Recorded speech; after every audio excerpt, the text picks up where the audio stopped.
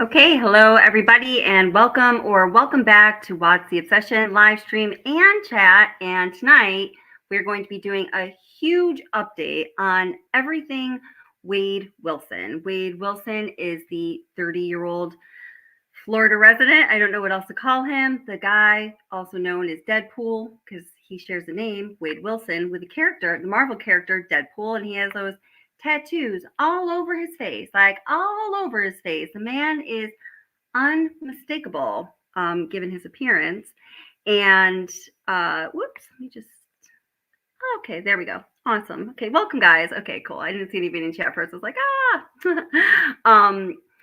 and he was charged with capital murder for the murders of two victims that he all murder is senseless, right? But these two women, their lives were precious, and he absolutely senselessly murdered these women almost randomly, arbitrarily back in 2019. Yeah, it's been almost 5 years since this crime occurred. And the jury at his trial recommended the death penalty for each count of first-degree murder. And then the decision wasn't final, so we were waiting on this date. August 27th just passed, and the judge finalized those death sentences for Wade Wilson, 2 death sentences for 2 capital murder charges. So this case is absolute chaos, and the fallout since the sentencing happened, I've really just been watching, and I've just been taken back about everything that's going on. I mean, the chaos surrounding this case and Wade Wilson is absolutely incredible. Now, we also, as we're talking about all of this chaos and kind of sensationalism, I think it's really important to remember that 2 beautiful lives were lost. 2 sets of families and friends lost their loved one absolutely unexpectedly for absolutely no reason other than this monster, Wade Wilson, is a psychopath and apparently enjoyed murdering these 2 women and did it for no reason other than to murder. We also know at this point that Wade Wilson's former girlfriends, including his most recent former girlfriend, Mila, and then Kelly Matthews, his girlfriend that has been outspoken about her relationship with him, along with Wayne's own father, attest to the fact that in previous relationships, Wade was abusive to his partners. And we know there's at least 4 accounts that have been told to the point of choking them out, which is how Wade's 2 victims ultimately were murdered. So this is a very dangerous person. There are a lot of important lessons and messages to take in from this case. And then along with all of that really serious stuff is the sensational nature of this case. It is,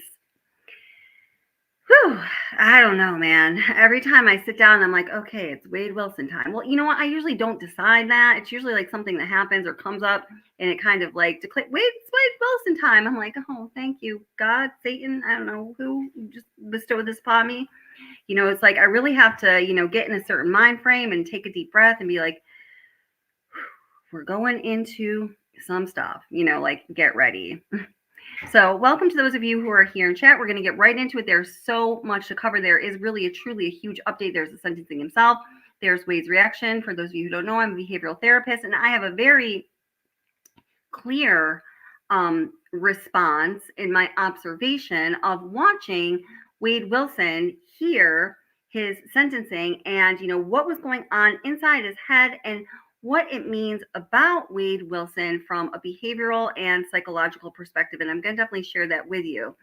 Then there's also this whole, sensational aspect of this case. We have Wade's wives. There's this movement where lots of people are, supporting Wade Wilson.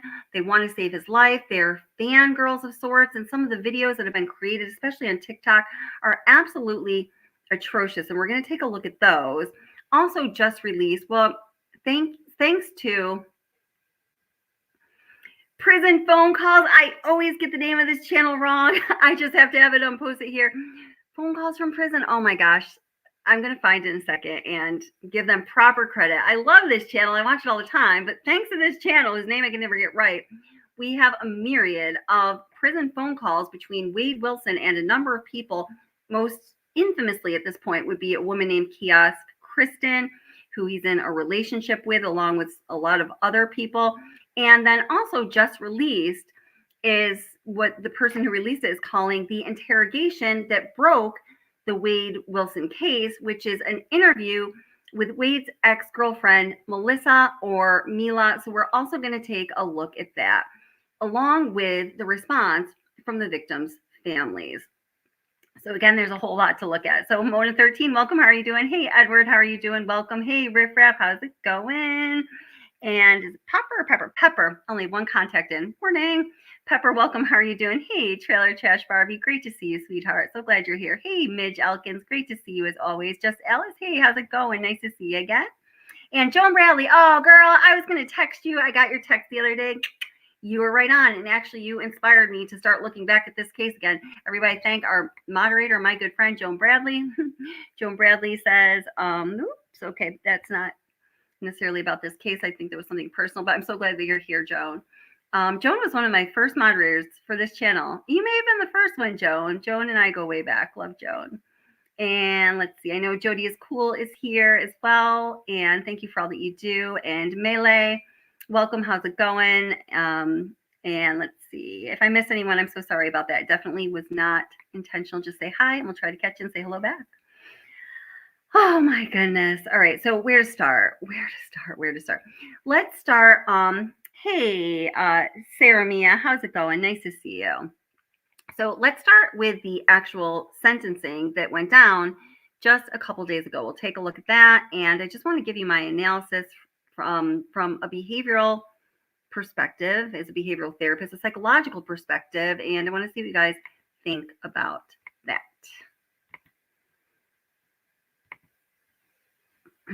Man. Whew. Everyone, deep breath, put your seatbelts on. Here we go. It's Wade Wilson time. No.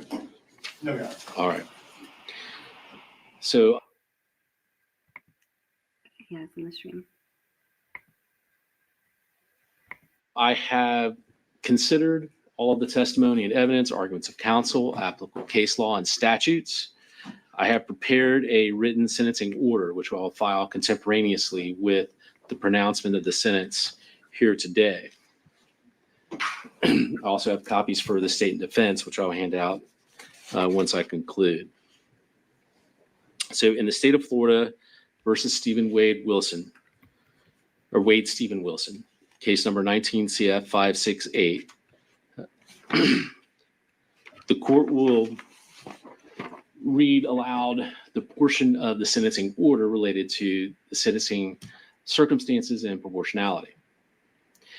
In evaluating the aggravating and mitigating factors, the court does not engage in a mere counting procedure, but instead makes a reasoned judgment based on the totality of the circumstances. In reaching this decision, the court is mindful that because death is a unique punishment in its finality, its application is reserved only for those cases where the most aggravating and least mitigating circumstances exist. The law never requires the imposition of a death sentence. In this case, the totality of the circumstances indicates the defendant, with premeditation, beat and strangled Christine Melton in her home before stealing her vehicle and driving to meet his girlfriend, Melissa Montanez. After Montanez refused to get into the car with him, the defendant battered her in broad daylight. The defendant told law enforcement, when Ms. Montanez managed to flee from the defendant, he fled the scene and drove back to Cape Coral, where he decided that he would murder another person. He saw Diane Ruiz walking to work and pulled over, pretending to ask for directions. She got into the car to provide directions, but the defendant strangled her when she tried to exit. He then drove to an empty lot, strangling her into unconsciousness at least one additional time on the way there. When she tried to flee from the car, he drove over her at least one time, inflicting mortal injuries to her spine, ribs, and neck. The evidence showed that both murders were heinous, atrocious, and cruel, and that the second murder was cold, calculated, and premeditated. The defendant inflicted serious physical and emotional pain to the victims. Moreover, the defendant committed the murders while on probation for prior felony convictions, and he committed 2 first-degree murders contemporaneously with each other and with grand theft of a motor vehicle, battery, and burglary of a dwelling. There were no statutory mitigating circumstances that were established, but the court considered the non-statutory mitigating circumstances presented by the defendant. Out of 13 enumerated non-statutory mitigating factors, the court found that 10 had been established. Out of those established, 6 were given little weight. The totality of the mitigating circumstances indicates that the defendant suffers from drug use from a young age, along with undiagnosed and untreated mental health issues of some kind. He felt abandoned by his biological parents, but had a devoted adoptive family who raised him in a supportive and loving environment. Defendant did not resist law enforcement when arrested and confessed fully to both murders. The court has further considered giving great weight to the advisory verdict of the jury, who recommended that the death penalty be imposed by a vote of 9-3 on count 1 for the murder of Christine Melton and a vote of 10-2 on count 4 for the murder of Diane Ruiz. The court recognizes that there is no mathematical formula for considering the aggravating and mitigating factors. It is not enough to weigh the number of aggravators against the number of mitigators. The court carefully considered the nature and quality of each aggravator and mitigator. Having reviewed all of the aggravating factors proven beyond a reasonable doubt and all of the mitigating circumstances reasonably established by the evidence, the court finds that the aggravating factors greatly outweigh mitigating circumstances. Given the facts of the case, nothing in defendant's background or mental state would suggest that a death sentence is inappropriate. This court's review of other reported capital cases has led the court to conclude that the death penalty is not disproportionate in this case. Under the totality of the circumstances and evidence, the court finds no basis to override the jury's verdict. The totality of the circumstances warrants that the defendant, Wade Stephen Wilson, be sentenced to death for each count of first-degree murder. Accordingly, it is ordered and adjudged that the defendant, Wade Stephen Wilson, be sentenced as follows. Count 1, first-degree murder of Christine Melton. The defendant is hereby sentenced to death. Count 2, grand theft of a motor vehicle. The defendant is sentenced to 5 years imprisonment in the Florida Department of Corrections. Count 3, battery. The defendant is hereby sentenced to 364 days in the Lee County Jail. Count 4, first-degree murder of Diane Ruiz. The defendant is hereby sentenced to death. Count 5, the burglary of a dwelling. The defendant is hereby sentenced to 15 years imprisonment in the Florida Department of Corrections. Count 6, petty theft. The defendant is hereby sentenced to 364 days in the Lee County Jail. The defendant is given credit for all time served on this case on all counts. All counts are to run concurrent with each other, meaning at the same time. All statutorily mandated fines, fees, and costs as announced on the record are imposed, and the defendant is committed to the custody of the Department of Corrections for execution of this sentence as provided by law. The defendant is hereby notified that these convictions and sentences are subject to automatic review by the Florida Supreme Court. If he cannot afford an attorney to represent him in any appeal, the court will appoint one for him. Are there any other matters to present to the court? Briefly, Judge, the state would be. Now, something I just want to observe about Wade Wilson here as the judge is reading his sentence. I'm going to mute this and just go back a little bit so we can just kind of watch him as I'm talking about this. So first of all, it's apparent to me that every time Wade Wilson appears in court, every time he's on camera, there is a certain image, a certain appearance that he wants to strike, that he wants to give off to his public, right? He's going to be Mr. Cool. He knows that, he's gotten by most of his life with his good looks and charm, and he's going to continue to employ those perceived strengths of his, even when he's on camera here during this sentencing. I mean, this absolutely huge monumental point in his life. My God, he's being sentenced to death for 2 heinous, cruel, and atrocious, as the law calls it, crimes that he committed. But he needs to maintain this kind of persona. So when he comes into the courtroom, he's always very deliberate. Wade Wilson, is very, a big part, I think, of who he is his physicality, right? He's 6'4", he's just big by nature. And, because of his good looks and his reliance on his good looks, I think he uses his physicality very much, to interact with the world around him. So we see him, throughout the entire trial, which was only 3 days, and then these sentencing hearings, we see him, using his physicality a lot. He's very aware of how his body is moving, about how his eyes are moving, how his mouth is moving. But one thing that you do notice about Wade Wilson here, now, the premise of him committing this crime, if he kind of was on the fence about it, I'm going to say I didn't do it, I'm going to say I did do it, but there are mitigating reasons, or there are reasons about my psychology or my life that contributed to me being in this vulnerable state where I could do such an atrocious thing. I was kind of like out of control. He certainly does not want to emanate the vibe of premeditation. He wants to emanate the vibe of I was out of control. The way that he is positioned here, and also, when in the jury hearing, when he was learning that the jury was recommending the death penalty for both first-degree counts of murder, he is very controlled. He is very measured. He is very calm, using that physicality of his. He is very still in his physical stature, almost like, kind of statue-like. We can see that he's kind of like, leaning back, which could be a couple things, just, again, giving out the vibe that, I am just too cool for my own, for my own death sentencing. And also it could be, he's withdrawing back into himself, kind of keeping away from the authority figure that is up there, which is, of course, the judge seated on the bench in this case. We see that very strongly. There's a few times, even, during the sentencing, where you can just kind of see him, even if it's micro movements, like moving back just a little, kind of like pulling his chin back, pulling his head back. He probably, although he looks like he's very calm and composed, he's probably experiencing a lot of inner, I hope he is, my gosh, or this would just mean he's truly subhuman. He's experiencing a lot of like inner stress and anxiety, right?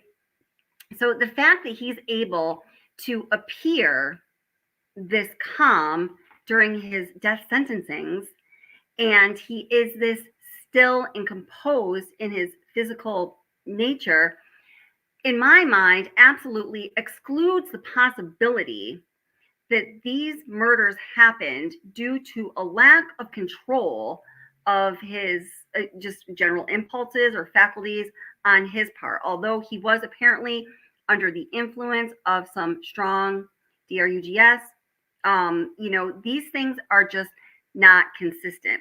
People that commit crimes or people that do things that have very bad consequences because they truly cannot control themselves are not able to become this calm and composed and still, especially in times of severe internal stress and anxiety.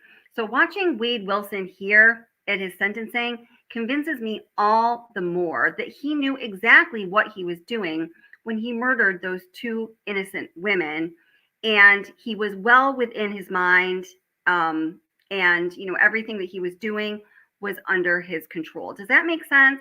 I think it's a really important point. What we can observe about Wade Wilson during these sentencings is not what I believe he wanted us to perceive at all, but it is nevertheless something very substantial. Hey, Sherry girl, how are you doing? Nice to see you.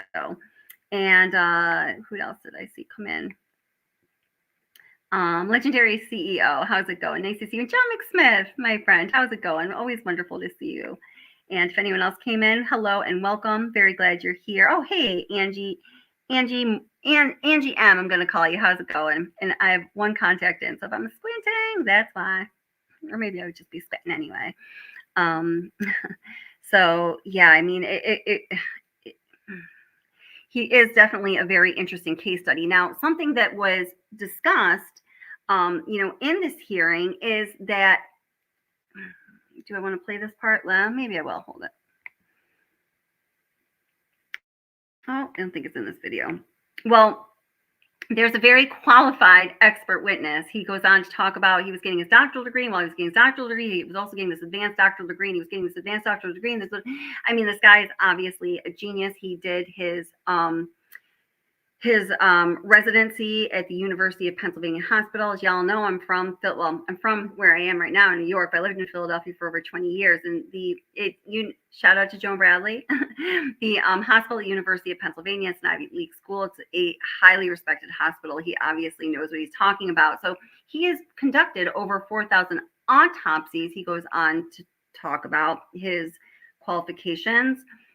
He spoke about the autopsies and their findings as it relates to the victim, but also about Wade Wilson's brain as it relates to the suspect, and well, now the convicted here, and asking the question, is there something different, inherently pathological about Wade Wilson's brain that would be a mitigating circumstance when we're considering the death penalty? Because, we consider it to be inhumane to put to death people who are truly incapable of understanding right or wrong, or even approaching, that bar. And that highly qualified expert says, no, there is nothing at all wrong or abnormal or pathological about Wade Wilson's brain. Apparently, his brain is your standard run-of-the-mill brain, if there is such a thing. And he felt that was absolutely not an excuse that Wade could use for committing the atrocities that he did, nor should it be a mitigating circumstance in this case. Oh, goodness. It's just some really crazy stuff. I'm going to bring another video in here. It's just going to take me just one moment. And gonna echo. Okay. All right. Ooh, this is a good one though too.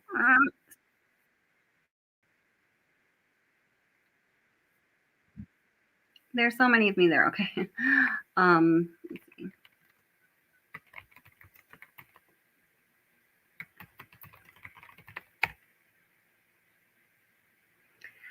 Okay.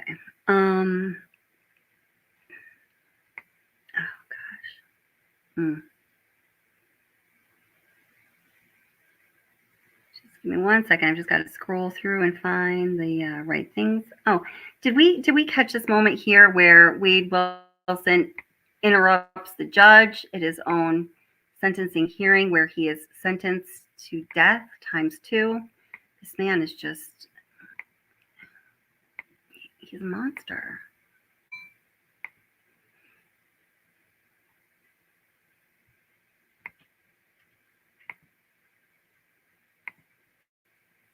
Yes, I think this is your portion, and then It is. Does your client wish to address anything in this hearing? I don't think so. Okay, all right. Mr. Wilson nodded his head no. Judge, this is a letter from the adoptive parents of Mr. Wilson. It's been 5 years since the worst of this began. I think this is very worth listening to. As many of you know, Wade Wilson was adopted at a young age. His parents became pregnant with him when they were 13 and 14 respectively, and he was born when they were 14 and 15 respectively. They decided after trying to raise him parent him as a young baby for a short time, that perhaps they were not equipped, although it was difficult for them. They decided to give Wade up for adoption, ultimately allowing a family who went to church with the biological mother's parents to adopt Wade Wilson. And by all accounts, they were excellent parents. He, had access to education, to doctors, to, some more like higher level quality of life things that a lot of children these days do not have access to.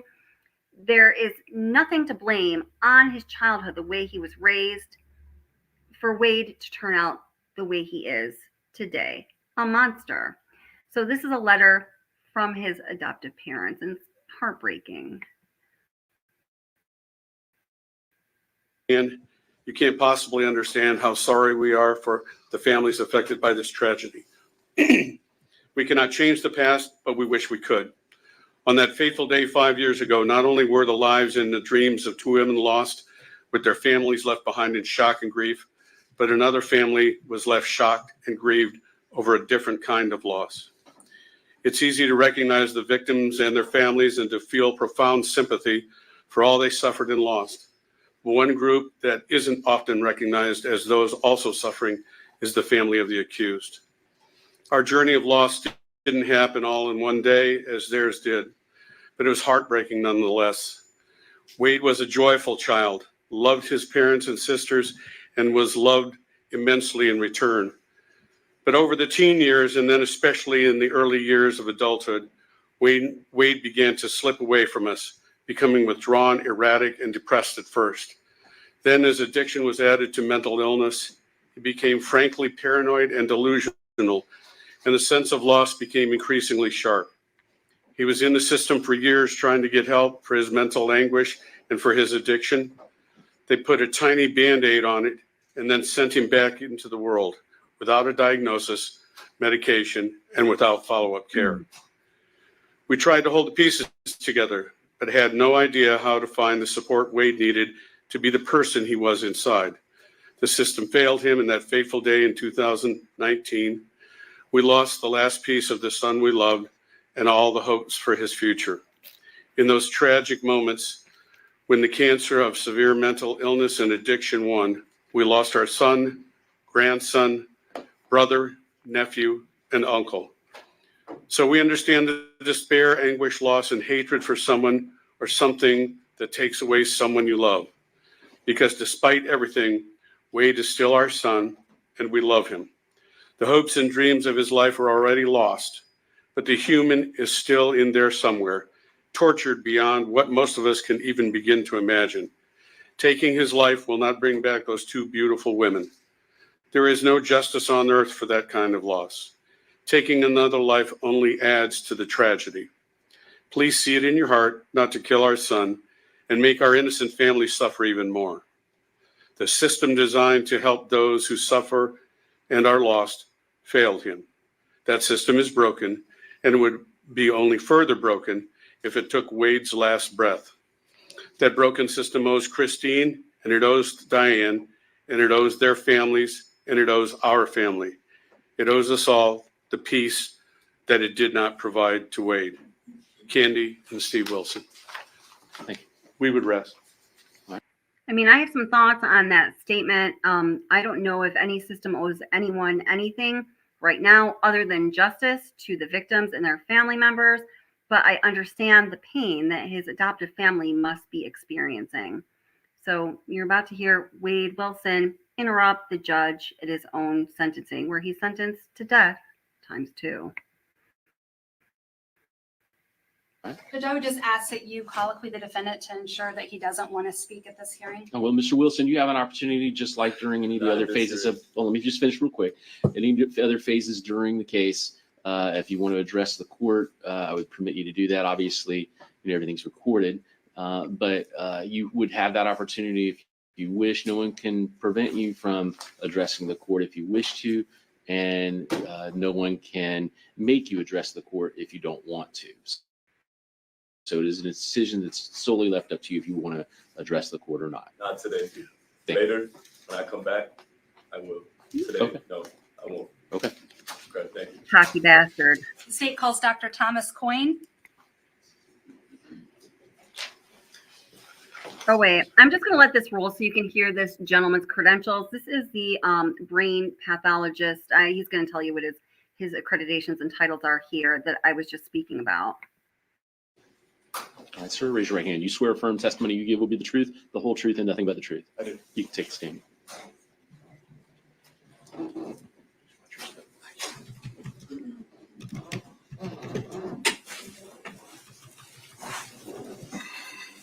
May I inquire, Your Honor? May. Good morning, sir. Good morning. Please state your name for the record. Sure. Thomas Coyne, C-O-Y-N-E. Dr. Coyne, did you testify in the guilt phase of this trial regarding the autopsies that you conducted? I did, yes. What is your educational background? Sure. Undergraduate degree at Rutgers University, followed by medical school at Robert Wood Johnson Medical School, which is also at Rutgers University. At that same time, I completed a PhD in toxicology. After medical school, I completed a residency in general pathology or anatomic pathology at the Hospital of the University of Pennsylvania. At that same time, I also completed a fellowship or subspecialty training in neuropathology. And last, I completed a subspecialty training in forensic pathology at the Miami-Dade Medical Examiner Department. And so right now, I'm currently board certified in anatomic pathology, neuropathology, and forensic pathology. Since we're here discussing the brain, specifically the defendant's brain in this case, would you describe what is neuropathology? Specifically, it is the study of brain disease in all forms. And so we assess the brain from all ages, from fetal stages through old age. And we look for both normal features as well as all different types of features of disease, ultimately to find out if there was any pathology that may explain why a person died. Now, when you were a part of this neuropathology program, could you just explain what the practical part of that program entailed? Sure. There's several different practical components. One area is working directly with surgeons as well as neurologists in the hospital in diagnosing disease in patients who are living. And so we would review a person's most often their biopsies with a comprehensive medical team looking at a person's presentation as well as their clinical findings, radiological findings, and then add in our pathological findings. From a medical examiner perspective, we look at the actual brain in deceased persons. And so my job is to look at the brain to see if there is any underlying disease or injury that may explain why that person died. Now, how long have you worked as a medical examiner? Since 2014. And as part of your duties as a medical examiner, do you conduct autopsies on a regular basis? I do, yes. Approximately how many autopsies have you conducted? Close to 4,000 now. I just want to let that hit your brain. Close to 4,000 autopsies. Now, as part of your autopsies that you perform, are you equipped to examine the brain and determine whether the brain shows any signs of atrophy or any kind of injury? Yes, specifically my neuropathology training allows me to do that. And in every autopsy, do you examine the brain? I do, yes. I examine both brains at autopsy, and I also receive brains from offices and other universities throughout the country to examine brain for disease. And do you testify or have you testified as an expert specifically just for the brain? Yes. And can you just describe that? I couldn't tell you exactly how many times. I've probably in my career testified over 50, but less than 100, and been deposed a number of times as well. In all instances, I'm generally called upon to testify as both a forensic pathologist as well as a neuropathologist, and at times as a toxicologist. But I have been called on probably greater than 25 times specifically just to testify as a neuropathologist. I wear all these shabby hats, and sometimes I show up wearing this shabby hat, and sometimes I show up wearing that shabby hat. This man is definitely qualified. Okay, so now I want to take a look at a video that just came out yesterday, just within the past couple of days. I'm going back to my career job on Tuesday. My summer vacation is over, so I've been getting prepared for that. So I was taking a little light on the YouTube. So the best I can say is it's come out in the past few days. This is the this person calls it the Crime Atlas is the person who I assume FOIA'd this video and received it first. The Crime Atlas. They call it the interrogation that brought down Wade Wilson, true crime stories. But it is more of an interview, and the body cam footage that I believe plays in the beginning of this. Yeah, I played this before on this channel. Is I'm gonna let you. Well, I'll give you context. It is the day that it is after Wade Wilson killed Christine. I think it's after he committed both murders, and his girlfriend at the time, Melissa or Mila, called police and kind of because he assaulted her, and let them know what was going on. They kind of created a trap for Wade to show up at something or other, Joe's Crab Shack, or I think that's what it was called. And well, this is what happens. Let me just bring this into the stream here. Oops.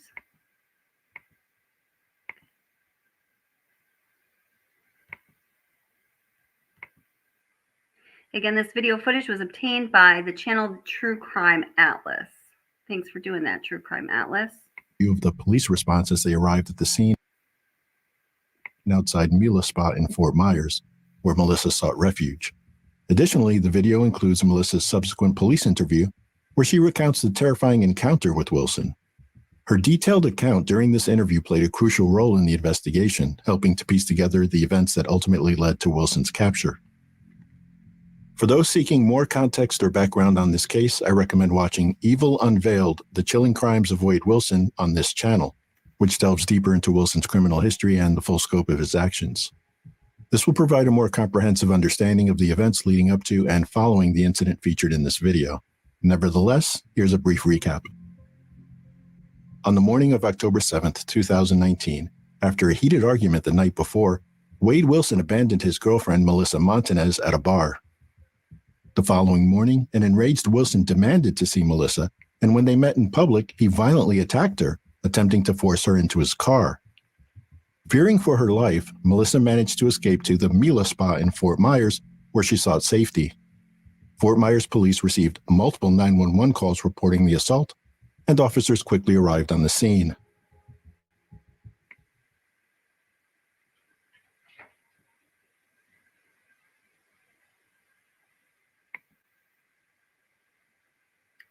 Okay, my audio is on. This is just a lack of audio in what I'm playing here. Hey, Loco Jazz Hands, great to see you. Welcome.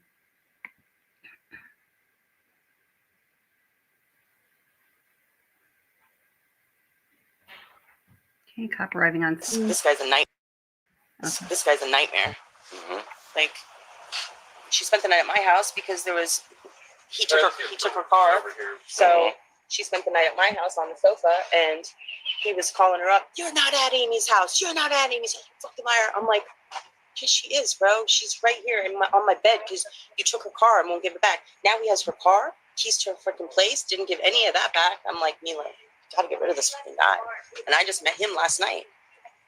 So what happened in the parking lot today? Okay, so he was like, meet me at the spot, because she wanted to get her keys to get her car. So we pull in, and the second she walked up to the car, he started grabbing her.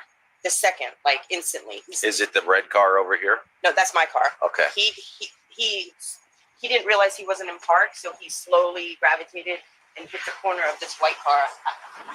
I knocked on the design studio to let them know, but nobody came out. It was just a slow roll and then think right into the back. It's like a black Corsica or something like that he was driving. Didn't do. I mean, it's got a little scuff right here.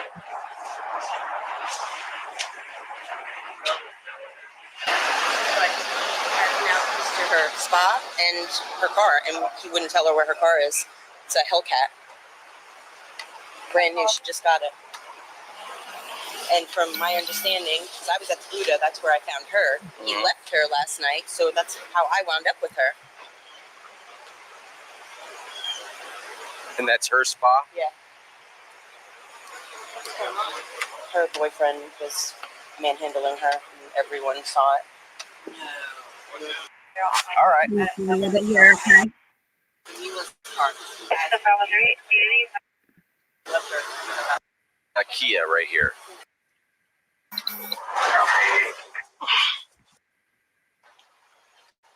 Okay.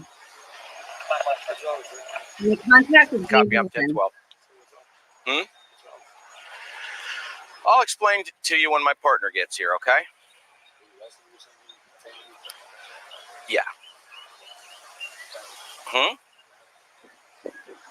About this morning.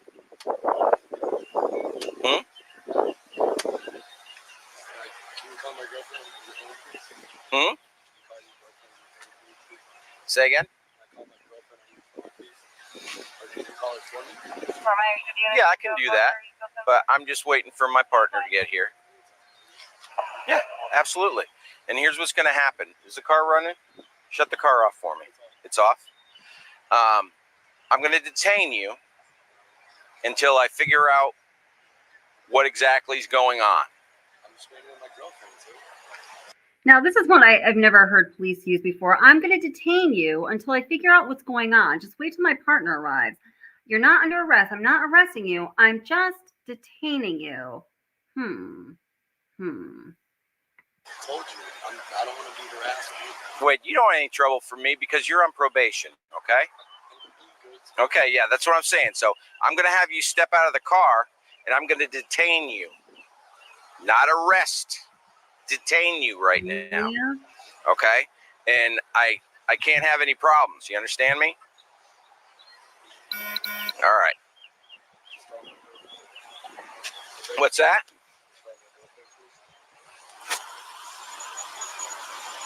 Bike 5, I'm at Joe's Crab Shack in the parking lot. I will. I give you my word. No. I have to detain you. By our procedures, I have to detain you. Because of the battery this morning. There wasn't any battery? Okay. I will. No. Just relax. Let me see the keys to the car. Let me see the keys to the car. Keys. Keys.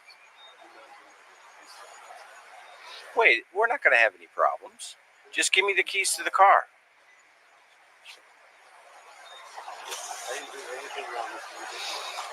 Wade. Sir, I didn't do anything. Look at me.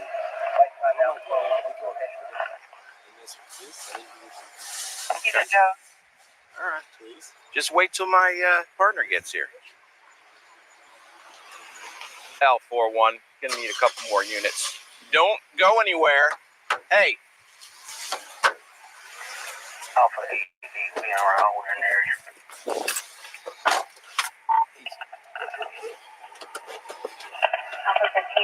Don't do it.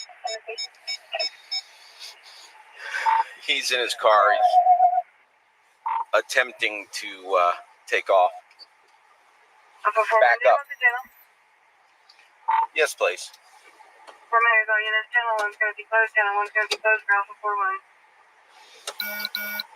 He's taking off.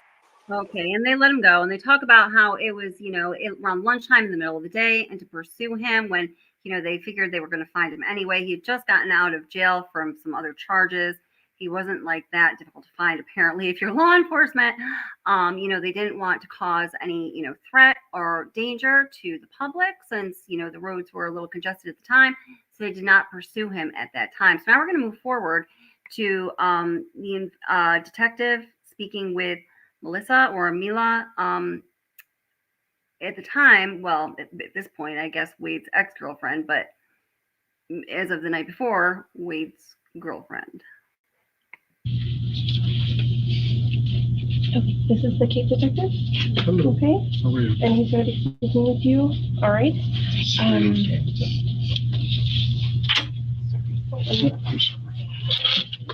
She was charging her phone. Her phone was about to die. You want the charger back right now? Are you done? I can be. Okay, yeah. Thank you. You're welcome. Nope. No, you're good. Yep. I appreciate it. Thank you. Good luck to you, man. Thank you. I put him in jail here, and then I didn't want to go through the court, so I dropped the charges. But he had a charge on West Palm for second-degree felony, stolen property. So he had a warrant out for that arrest? He didn't have a warrant, but his bond was revoked when he had picked up a charge here. Okay. So when his bond was revoked, I'm sorry, it's still hard to talk. When his bond was revoked, he went to West Palm. He served his time. He served, went to court, got time served plus probation. When he got out of there, he had another bond in Key Marathon. So they took him to Key West jail. And then that was driving on the license, second time suspension. Sorry, my teeth and everything. No stranger to trouble. And if you call, those of you that are just coming in, welcome. It's great to see you guys. If you could all hit like, some more of our friends get the notification, that would be amazing. I scheduled this live stream less than an hour before it started, which means notifications notoriously will not go out. But I'm sure some people would like to be here watching all this Wade Wilson damage with us. Thank you guys, and thanks for being here.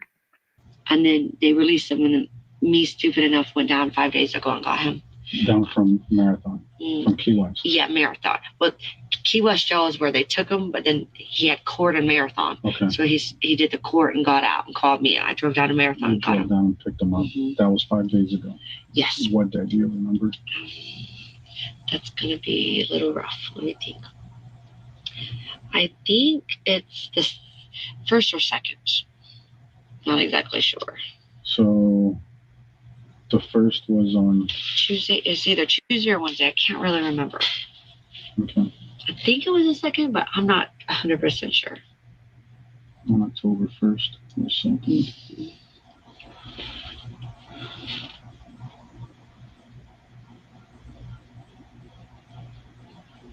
Okay, so then you guys come here. And then we come here. Then I keep him at I own a day spa, so I let him stay there, and I stayed with him those nights before last night, because I kind of wanted to see how he would act. I didn't know if he would hit me again. Sure. You know, I didn't know if it was jail talk or whatever, or if he missed me, and things started falling apart kind of quick. He never like hit me, but I already saw that he was already wanting to do bad things. He wanted to do drugs and wanted to sell drugs and just different stuff. So it just, I already saw it falling apart. While you were staying at the spa. Day 2, day 3. What did you guys do the past 5 days when you guys? Yeah, we did good things. We worked out. He's a personal trainer. He worked me out. Just in the spa, we did push-ups, and he worked on my abs, and he worked out, and I did a lot of work. I sent him away while I did work. Where would he go? There was then I am in Mila's spa, and there's a bail bondsman right here. Okay. The bell. So we're gonna move forward a little bit. And then I slept on the couch on her house. She was blowing up my phone. Okay, so now they're talking about the night in question. Go to this house, a drug house, and what day is it? Yeah, I guess it's last night. Yeah. Right now it was Monday, 5:56. Yeah. So last night we went to Buddha. What time did you get to Buddha? Roughly 11-ish, and I think we left around 2-ish. I'm not really sure about these times. Oh. So you went to Buddha last night. Mm-hmm. And then he wanted to go to this house, a drug house, and when? Closing time-ish, 2-ish. Mm-hmm. I think the lights were on. I can't really remember. I was kind of drinking a little bit, and so and I didn't want to go. I didn't feel safe. I didn't feel comfortable. So he can't even. I drive a Hellcat. It's a heavy stick shift, and he can't drive a stick shift. So somehow he got somebody to drive my car, and my girlfriend Amy saw me walking around the parking lot aimlessly. She's I was I got left by my boyfriend, so she let me in her car, and then I slept on the couch in her house. She was blowing up my phone all night long. I didn't know because I was sleeping. And then in the morning. This was last night. Mm-hmm. And in the morning I answer, and I could tell he's on drugs because he's calling me every. He's calling her a certain way, and then they get together, they interact. He is being very violent with her, trying to force her to get in the car. She was very smart, put her body in a position where he could not pull her into the car because she says she was afraid if she got into that car, she didn't know if she'd see anything ever again, meaning she was feared for her life. Let's see. Up and down McGregor just searching for it. Me and Glenn and Amy also found it, sent pictures of it too. So, but we wouldn't have found it if he wouldn't have, at the end of the whole conversation, I was ignoring his phone calls toward the end. And he said, Mila, please answer my phone call and I'll tell you where your car is.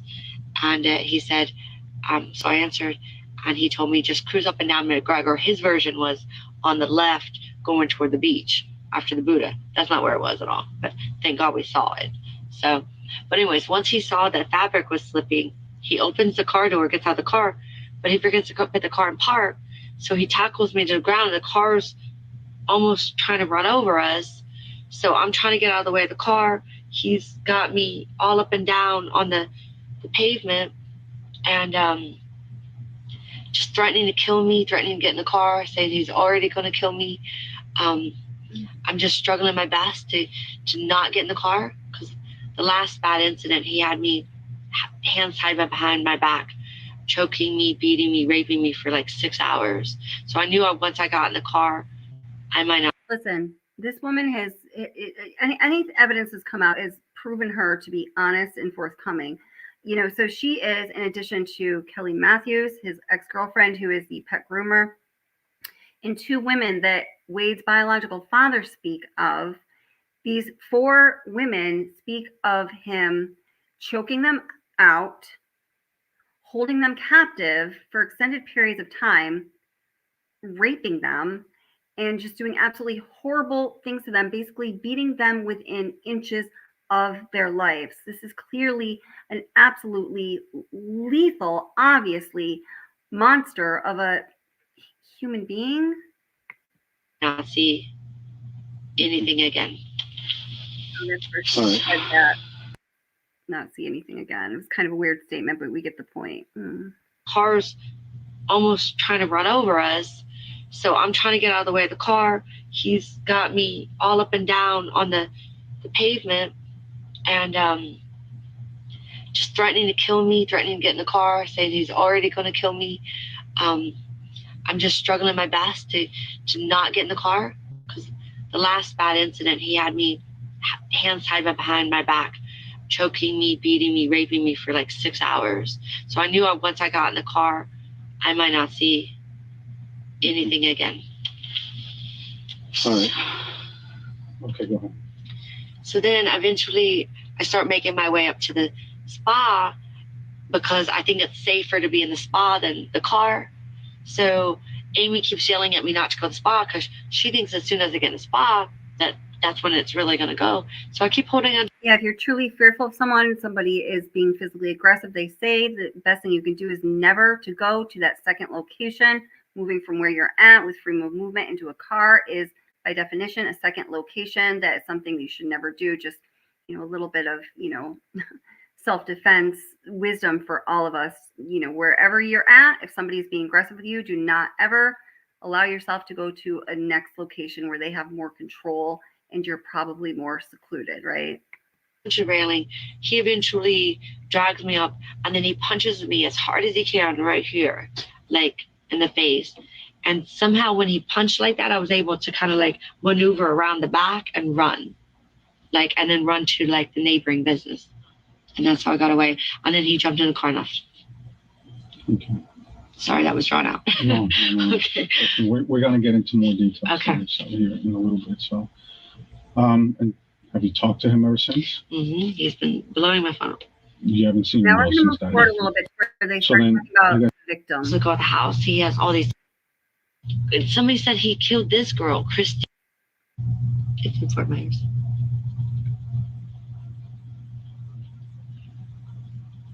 Okay, so you go there and you stay there for the night. Mm-hmm. And then we wake up, and then So what time did you wake up? I think around 8 something. On my phone shows everything. This is him. No caller ID all day. That's him all day long. So I'm thinking I woke up around. See, this is him calling all night. But that's him. But that's not what he's calling. Maybe the Shepherd Barbara is him too. Because that's the girl. That's the girl. And somebody said he killed this girl, Christine Melton. Who said he killed her? I'll show you the messages. Okay. Now, he's calling you from that phone at Yeah. 6:02 in the morning. And I'm not answering, see? So, look, 8:45, that's when I finally do answer. And I think it's the same number. Who's this? I don't know. We could try it if you want to. No. But they keep calling now, so maybe it's another person. Maybe that's him too. I just want to call from him. Now, I'm not familiar with Apple. Why is the name red? I missed that call. The Okay. black is But- means I Do you have the number saved to your phone? Is that No. why her name comes No. up? Or is it Oh, just shit, sorry. or is it just a caller No, ID? it's just the caller ID. It just shows. It just shows the name. Okay.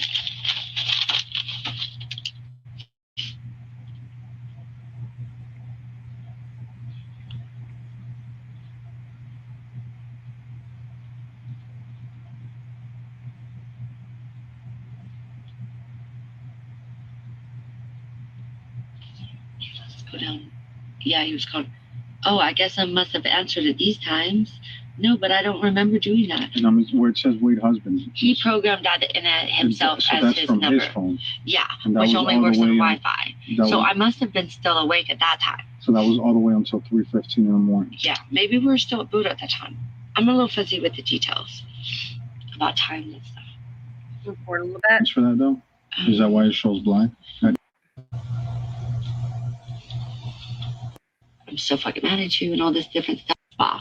I don't know why that's like Black or me to take pictures of what happened to me, and then he's beat me before, so then it starts right around there. Who's Gray? She is? I'm sorry? Oh yeah, gray is her, blue is me. Okay, so she's saying they're saying he killed someone. Who's they? See, I don't know. She's being very vague. Oh, okay. And she kind of gets down into it. He told some dude named Josh. He did.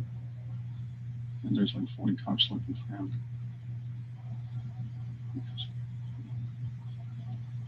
See, Christine, but she spelled it wrong. Saying that I'm gonna die from his hands.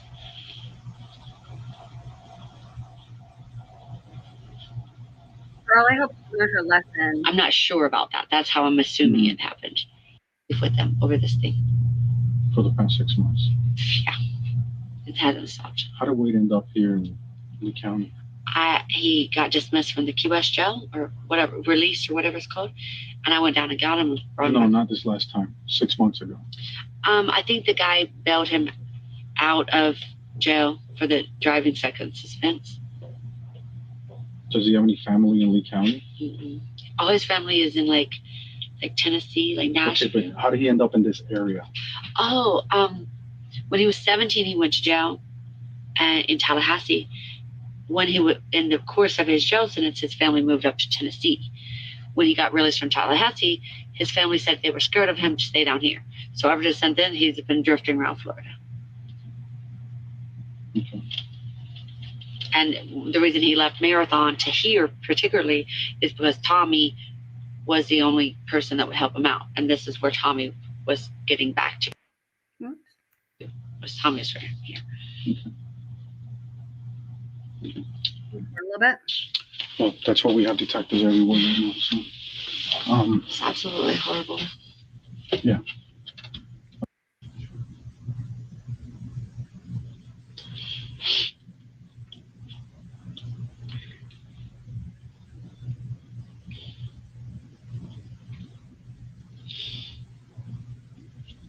Pretty girl, she was her own business. I mean, I was going back every time he was released from jail or prison, you know, it's like, ugh.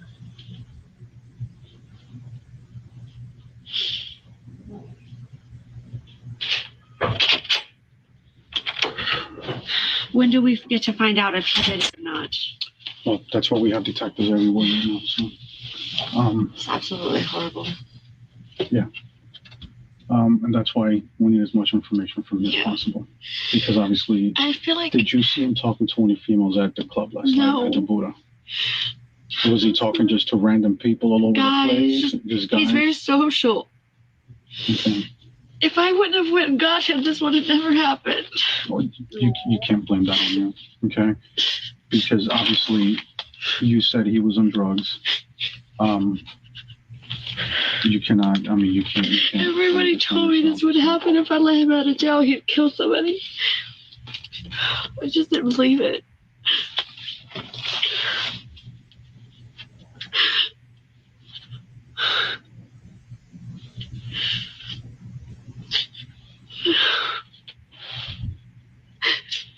Have you found Wade yet?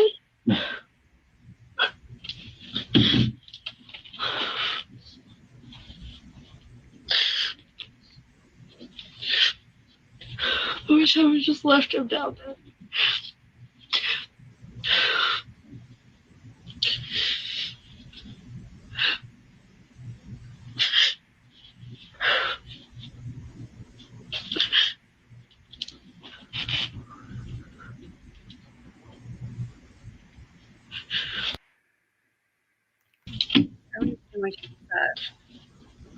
Yeah, but Did I he say where? know he doesn't. I didn't believe him, so Mhm. I just kind of laugh it off a little bit. Like, Has he ever said how he wants to kill people or how he's killed people before? Shooting, stabbing, choking. oh yeah, strangling, or- that throat, like stuff like that. He'll say, like, just see. It's weird that I never even believed him.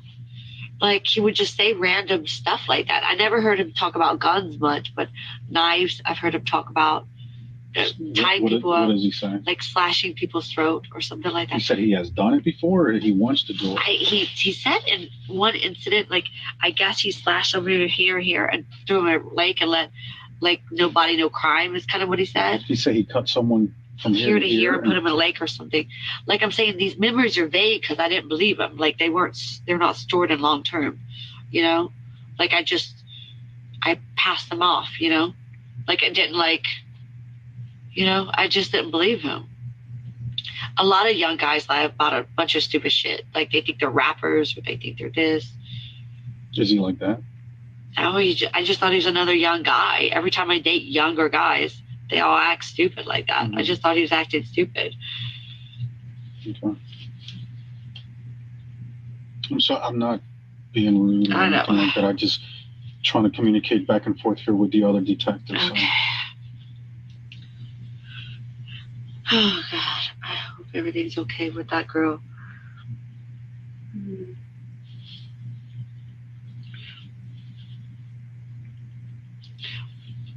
You have video, right, of me not leaving with him, right? Well, we don't know. I mean, again, we still need to get that. Okay. Okay, this is just the beginning. Okay. So it's a lot of steps. We have a lot of people working on this right now. Okay.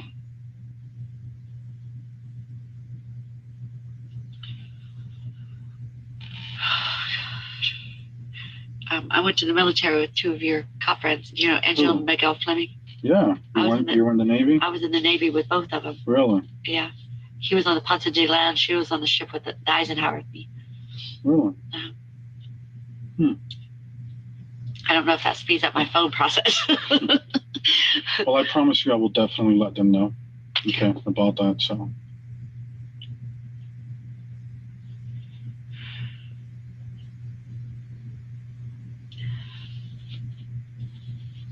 And the next question is, will you give us permission to search the vehicle too? Yeah. Okay. My nose is still bleeding, sorry. I see that, yeah. From where he punched me. Yeah. Okay. Okay. So this is going to be wrapping up. And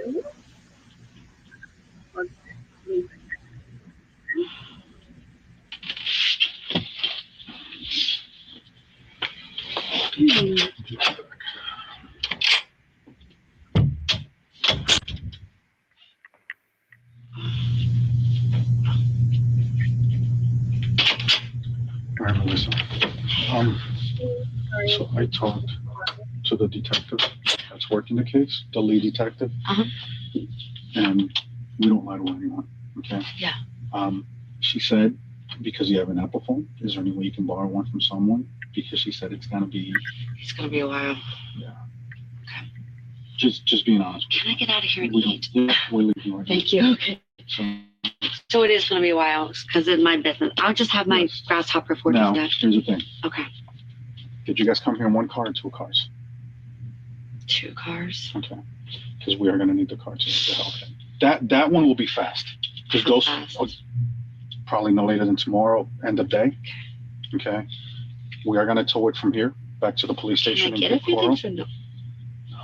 No. Okay. Not at this point. We're gonna tow it from here. I'm gonna follow the tow truck over there. Is it safe to tow a Hellcat? Yeah. Okay. They'll figure it out. Okay. They're not going to hurt and it, then, right? And then I'll call you or at the spot. And if you don't answer, we'll send someone to go by over there. And then they'll tell me about my phone and stuff like that. Yeah, yeah. And can you also put Glenn's number down as a contact? Oh, yeah, absolutely. I don't know it is in my phone. We'll talk. Okay, so now what we're going to move into is something just a little different because there's really like, I don't even know how to like introduce this. So as many of you know, there is this whole phenomenon out there, as many of you have alluded to in chat, and it's, I don't know, some people call it Wade's wives, Wade's women. I don't know, these whole movement of women who are supporting Wade Wilson, who are, you know, seemingly attracted to him, like make videos of him, particularly on TikTok in this sexualized, really glorified way. Friends, he is no hero. He took the lives of two completely innocent women and has assaulted and threatened the lives of many more, and he shows absolutely no remorse, though he has confessed to these crimes time and time again, to Mila, to Melissa right there, to his own father, to other people in his jailhouse phone calls. You know, he's an absolutely atrocious, monstrous person. And how this phenomenon exists, well, I guess from a psychological perspective, is my work as a behavioral therapist, I understand this kind of like sociopathological thinking. You know, it's like the women who, you know, were in love with Chris Watts, who write Chris Watts, and oh, Chris Watts, he's so but it really truly is crazy. So I'm going to bring some TikTok here into the stream, and we are going to expose ourselves intentionally to this insanity. Isn't that weird? Okay. Now, do forgive me. I'm like not so awesome at using TikTok. I want to make this bigger, but how do I do that? Let's see. I'm going to have to play around with this here. Can I do that? Dang.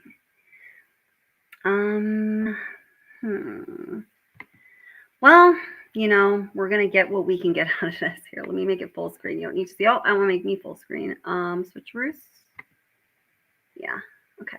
Take this down. And yeah. All right.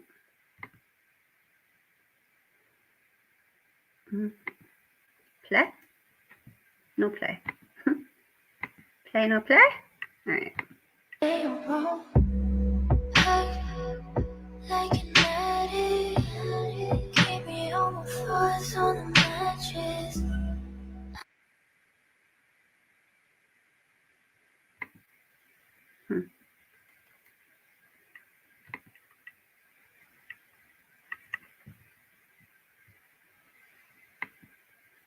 Oh, wait. Let's see. Floating player.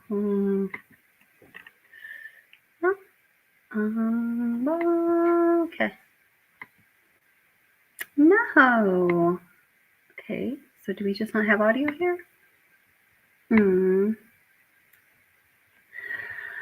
Why is this happening? I made a video for you guys here.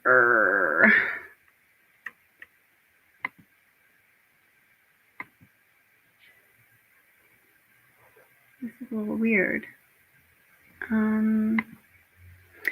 Okay.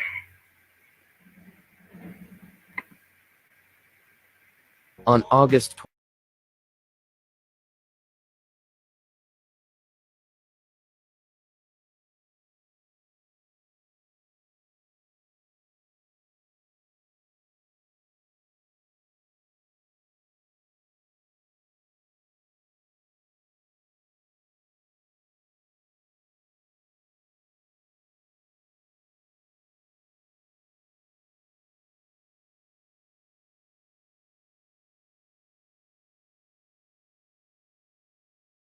Okay.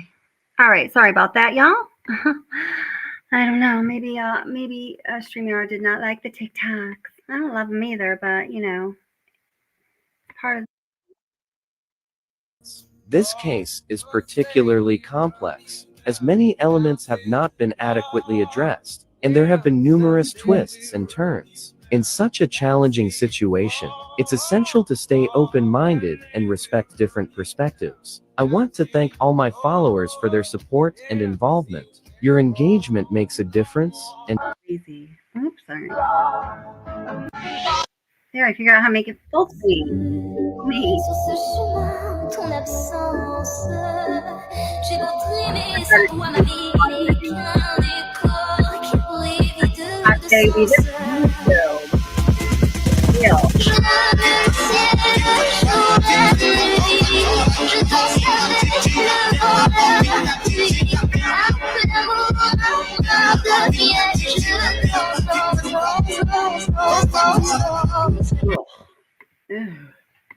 Oh, look at him with his toothless smile. Man, that's fucking sexy.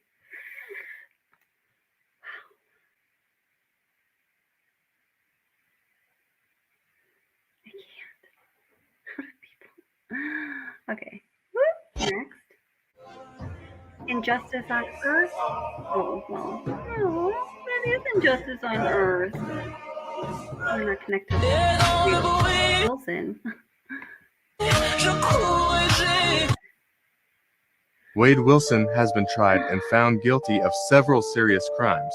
Among the 6 charges he faced, to involve first-degree M****.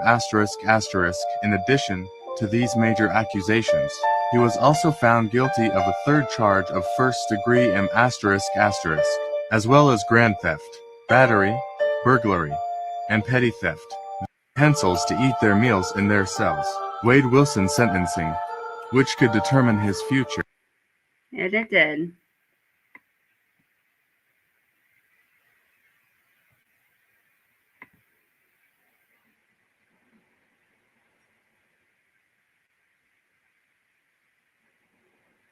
This isn't going as smoothly as I was planning, this TikTok experience, but... Today, the trial of Wade Wilson finally came to an end after long hours of hearings. This decisive moment was marked by the crucial testimony of the doctor, who explained in detail the results of the MRIs conducted a few weeks ago. These medical analyses, which could have offered a glimmer of hope, unfortunately weren't enough to change the course of events. In an atmosphere heavy with sadness, the court delivered its decision, a verdict that was difficult for everyone in the room to accept. Wade Wilson has been sentenced to D, which is set to be carried out on September 16th.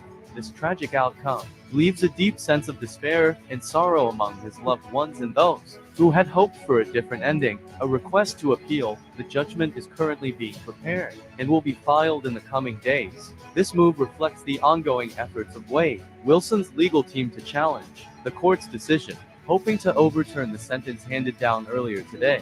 The appeal process is seen as a final opportunity to present new evidence and arguments that might change the course of this case. Listen, everybody who's on death penalty essentially gets 13 opportunities to appeal of some sort. You know, some of them having more weight than others. So this is standard, I'm on death row stuff. Nothing in the world is going to overturn this decision. I mean, I would bet the ranch on that. But he's going to get his 13 appeals and mini appeals, and it's going to span out over 20 some years, and it's going to cost taxpayers hundreds of thousands of dollars, if not more. And what a waste of space. As the legal battle continues, the emotions surrounding the case remain intense, with many awaiting the outcome of this crucial next step. My name is Wade Wilson. The weight of this name rests heavily on my shoulders today, as I stand at the crossroads, just hours away from the final decision that could change my life forever. I cannot deny that this moment is fraught with gravity, that each passing minute brings me closer to the inevitable. Yet, despite the pressure, despite the fear, I feel something surprising, something deeply moving, a love I never imagined I would experience. Since the beginning of this ordeal, I have been supported by millions of people around the world, people I have never met, who may not even know my face, but who have chosen to stand by my side, to hold me in their thoughts and prayers. Never could I have anticipated such a wave of solidarity, such an overwhelming outpouring of love and compassion. Every message, every word of support, every gesture, no matter how small, has touched me in ways I struggle to fully express. This love, this energy, has given me the strength to keep going, to push forward despite the obstacles, despite the doubts. But it had to come to this point, didn't it? I had to go through this hell, to stare death in the face, to understand the power of love and humanity. It's ironic, perhaps, that it's in the darkest moments that we discover the light that... I cannot even with this. Let's see if we can get through to some of your stuff I want to show you. Darn it. Yo, Girl, seriously. My bunny I'm talking to.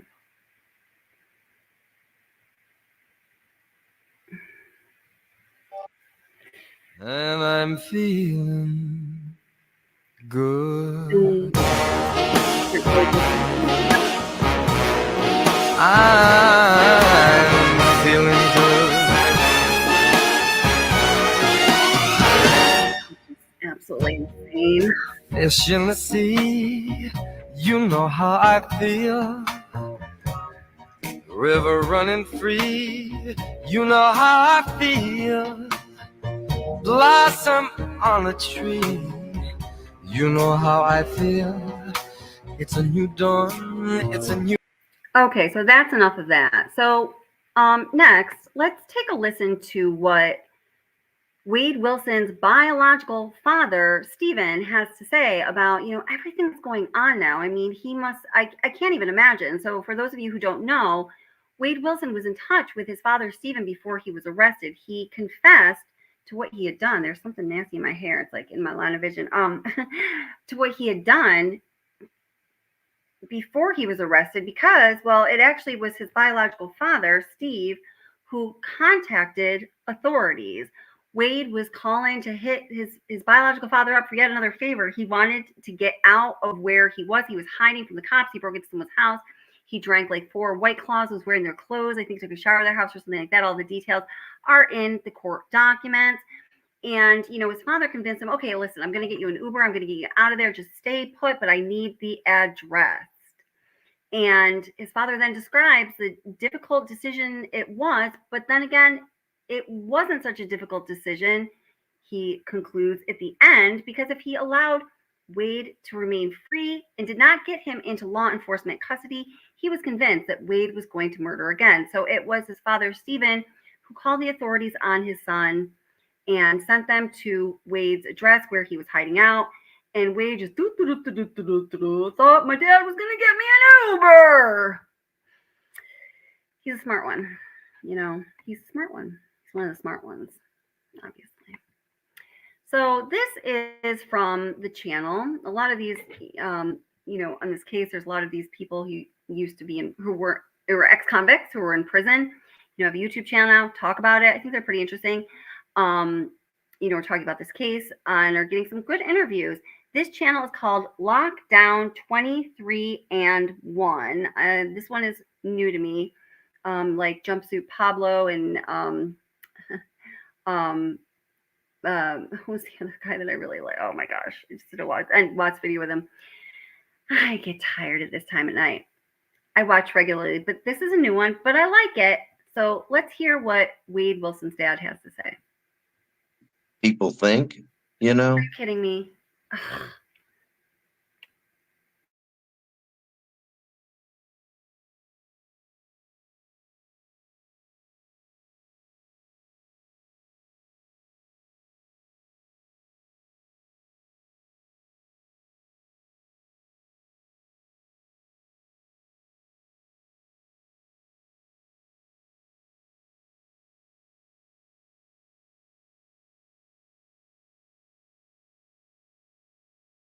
Coming right back, ladies. All right, sorry about that, guys. All right, let me bring that video back. Shut TikTok. That's the problem. she's trying to Oh. get her stuff together, So there was a few times where, he'd want money from me because he'd want to go down to Tampa or St. Pete and run the streets with her, and I said, I'm not doing that. With the mom? With his biological mom. Oh, okay. He's talking about Wade Wilson wanting to go run the streets with his biological mom, who has some mental disorders and a pretty heavy drug addiction problem. There is definitely a, biological component to drug addiction and, mental illnesses. We wonder if that exists there. Whether it does or does not, it is no reason for Wade Wilson to behave in the way that he's behaved, obviously. Okay, so she was rapping and running with him a little bit. Well, that's what they were trying to do, but I told him, I'm not sending you down here for that.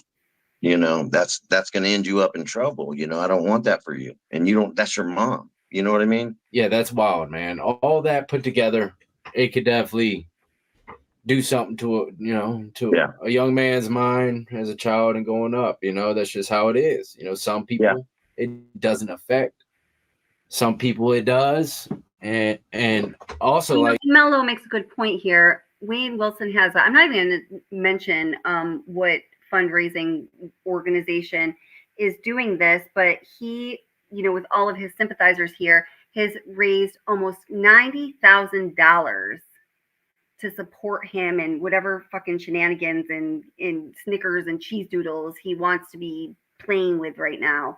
And I think it's absolutely disgusting. I wish there was a way that there has to be a way to organize an effort to, you know, whatever he is raising for us to crowdfund to match that for the victim's family members, because that's who deserves support right now. For the love of God. I said to you before, you know, some eggs just come out bad, you know, and there's nothing that you can do about it. You know, it's mental issues, man. You know what I mean? Something's wrong with the ticker. One thing I've heard a lot of is people have said that when she was pregnant with Wade or Anthony, whatever back then, that she used drugs, and that's not true. Okay. She never used drugs with him. She didn't drink. She didn't smoke. She didn't do any of that. Yeah. Now, as far as any mental illness, I don't know about that because, you know, we haven't seen each other or dealt with each other. So I know she's battled addiction, but she never used with him when she was pregnant. Well, I mean, she was young, you know what I mean? Mhm. And, you know, She was a kid, you know, like me. yeah, it was different time and age too. I mean, now, I mean, yeah, young people can be addicted, but yeah, the majority ain't getting into that super hard stuff till a little older, you know what I mean? But anyways, speaking of which, since you clarified about something, is there any other type of things that you might want to, you know, kind of clarify that you might have been hearing that might be some misconfusion? One thing I've learned from this whole incident is, you know, I used to be the type that would like scroll through videos and, oh, that's so sweet, or man, that's messed up. And I believed them. I believed the videos. One thing I have learned from this, man, I don't believe nothing, because I see so many videos of whoever posting these videos like they have facts about something, and they don't even know the half of it, you know. And it really pisses me off, because I'll tell you one thing that pisses me off. They want to post everybody's records, you know. Anybody who was involved with this case, they want to post their records. Yeah. I don't give a damn if you post my record. Anybody that knows me knows my past. Yeah. So it doesn't affect me at all. But, you know, I read these comments and videos that say, how can we believe these people? Look at their past. They've been arrested. They've been to jail. They've been drug addicts. But you can't have it both ways. Wade's a drug addict. Wade's been to prison. Wade has a past. So you're defending him because you believe he's innocent, and that's your choice. But you know, you can't criticize or judge anybody else about their past when the person you're defending has the exact same past and a lot worse than most. Yeah. So I just think it's so hypocritical, you know? Yeah. A lot of things can be. Yeah. For sure. And you know, I've even seen stuff, you know, about my wife, because I had the phone on speakerphone, and, you know, my wife was subpoenaed to testify. She didn't want to testify. I didn't want to testify, but they chose not to use her. So, you know, people are questioning me back tonight. And she said, are you going to talk to him again? We need to talk to him. And I said, he said he'd call me later, you know? And she said, listen, take this number down. if you hear from him, call us. I said, okay. Hung up the phone with her, went home, talked to my wife, told my wife about the text, told my wife about the detective, you know, what Wade had said to me. And that's the only details I knew at that time. So, you know, I was kind of left for a couple hours waiting to hear from him. And he finally called me. It was about 10 o'clock at night when he called me from the same number he called me from earlier. And it's a girl's number. No, not the first time. That was okay. from the girl phone. The second time was from a different number. Oh, okay. And he told me he was in a house, he was safe. What he did was he took both of their phones. So he kept Christine's phone open and called me from that phone initially. And then a lot of stuff happened in between, and he ended up in a house. You know, he broke into a house. He called me about 10 o'clock, and we talked, just small talk for a few, you know, what's going on, blah, blah, blah. And he's like, Dad, I need you to come get me. I'm in trouble.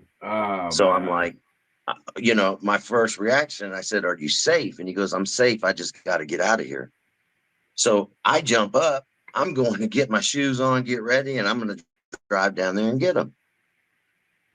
Well, as I'm thinking about it, I said to myself, you better find out what's going on before you just drive down there. Start touching things.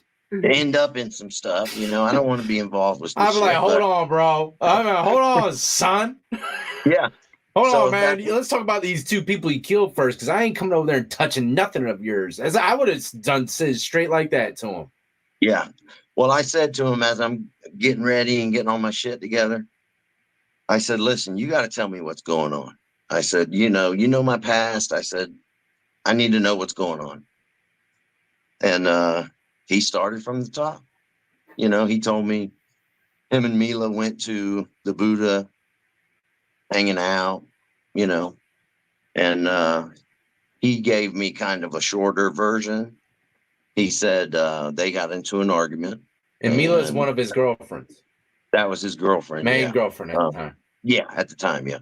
Okay, so we have heard this story time and time again from Mila and him. So Angie just mentioned, or Mello, who just mentioned phone calls from prison, and that is a channel name. I don't know why I can never get it right. There's one that they put out that just came out a few hours ago.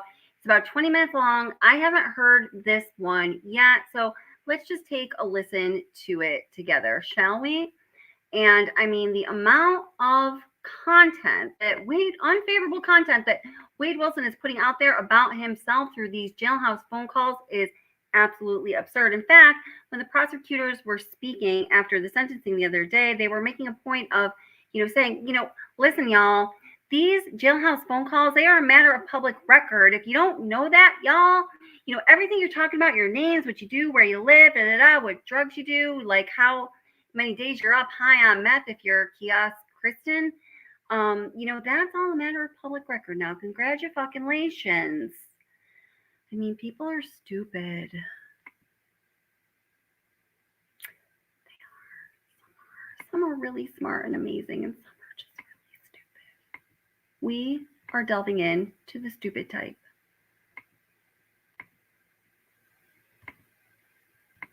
So this says, Wade Wilson complains about canteen and talks about ex-girlfriend. Okay.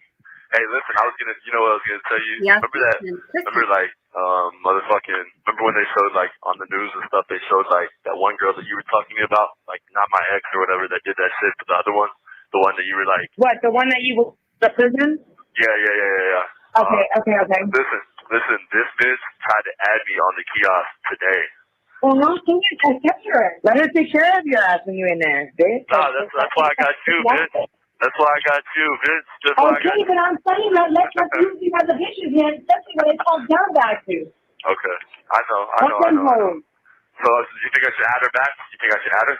Fuck yeah. But listen, Just don't talk about your case then at all. yeah, I know. Yeah, I know.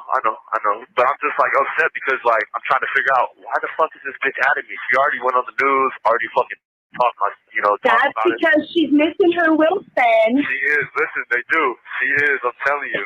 They be like, they want that D, man. They want that Wilson dick. They want that dick, huh? They want that dick. Tell them they can't get that dick though. They can't. That's why the bitches go crazy. They say you're in jail for domestic violence. Like, bitch, I didn't touch you after the deal on you. Nigga, fuck. What's wrong with these guys? I swear to God, that's why I don't deal with bitches out here because they're grimy as fuck. I know they are. Hey, listen, I was gonna tell you too. Today's Wednesday, so I'm just letting you know I can't order a canteen until Sunday though. Just to let you know. So you don't really gotta you don't gotta do. No, well, I'm gonna put it on there now because I have it right now. So shit, okay. For real, straight up. Yes, I'm gonna put it on there right now, babe. Right now. Okay, baby. All right, yeah. And I won't be able to. I'll do it on Sunday. I just need some soap and shit, man, and basic shit. And I'm gonna get fucking stamped envelopes too, because I've been writing you, but it's not. Listen, and it's not saying. It better be something that is enclosed with the key. Hey, you said it better be 10 pages. I was like, boy, I better start writing some more. Boy, yeah, because you should already have a novel written to me. Listen, I'm gonna be honest with you. I got a few pages, but I don't got 10. Hey, listen, are you sending me pictures tomorrow? You are? Yeah, listen, you got like 6 pictures coming. Listen, can we get pictures in this show? Have you done it before? Like, yes, of course. Okay. Of course. I know Lee County very well, sweetie. You too. Okay, baby. Okay. You met the right one. Okay. Hey, listen. So, Kristen, how long you really think they're going to keep me in here? Like if I... Okay, to be honest with you, they can't hold you no more. Like, after you get, your one charge, they can't hold you. Like, you could bond out right now as long as you got to talk to your lawyer about the out-of-county warrants. Yeah. You know what I'm saying? Those warrants, if you transfer, those should not be there.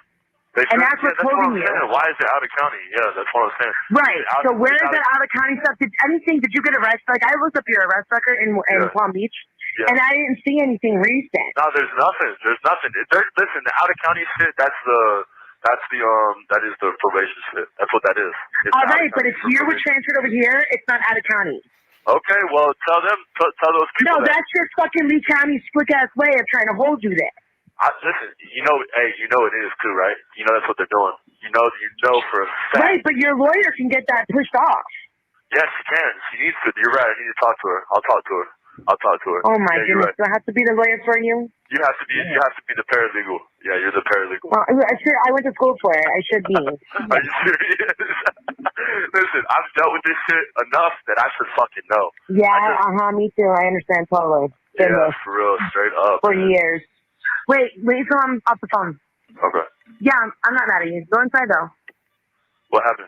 You didn't do nothing. I'm on the phone though. I only got 15 minutes with this Sugar Lips. Sugar Lips. Hey, who are you talking to? He's a famous baseball player. Yeah, that's the man that was on TV. Wade Wilson. Oh my God, you told him. I am talking to him. I talk to him all the time. Everybody needs a friend. You told him. I'm sorry. And he didn't do it. Doesn't he have like a good attitude though? Seriously, to be in jail?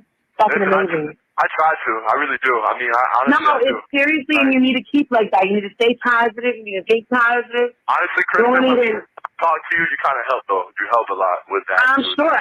Believe me, I know how it feels. I only had one person to talk to when I was in there. Yeah. I wasn't famous. I didn't get, news famous, Yeah. But I didn't have no pen pals at all. Nobody loved me. Nobody showed you any love, Kristen? No, I didn't have no time to sit on that goddamn line, man. I just slept. When you're in the dorm, man, there's a line, and you're in the dorm with 80 girls, man. Fuck that shit. That's crazy, man. That's crazy. I can't deal with females. I don't like females. I'm not friends with females. I don't trust them. Listen, maybe I need to stop liking so many goddamn females, son, too, huh? Yeah, seriously. In such a short period of time, asshole. Fucking goddamn YouTube around. Kristen, I like when you be snapping on me. I like when you do that. That's funny. What? Kristen, I'm your fucking sugar lips. You know that? I'm your fucking sugar lips. Sugar lips. Sugar lips Wilson. Sugar lips Wilson. He just hit another home run. Listen, where did you come up with that? Where did you come up with that? I have no idea. I was like thinking the one day. I was like, wait a minute. I make nicknames for everybody I know. Like I have some kind of like little tag name that I make up. So I was like looking at your picture the other night. I was like, that's what it is. Sugar lips. Why do I got nice lips? I have nice lips. No, you do have pretty lips. Really? Yeah. So your lips, Wilson. I got lucky, man. My Or mom, you know, I'm gonna make a ball like that. What's his name? On the first, Wilson, my best friend. What you talking about? Hey, Kristen, you're talking about the movie? You talking about the movie? Here's my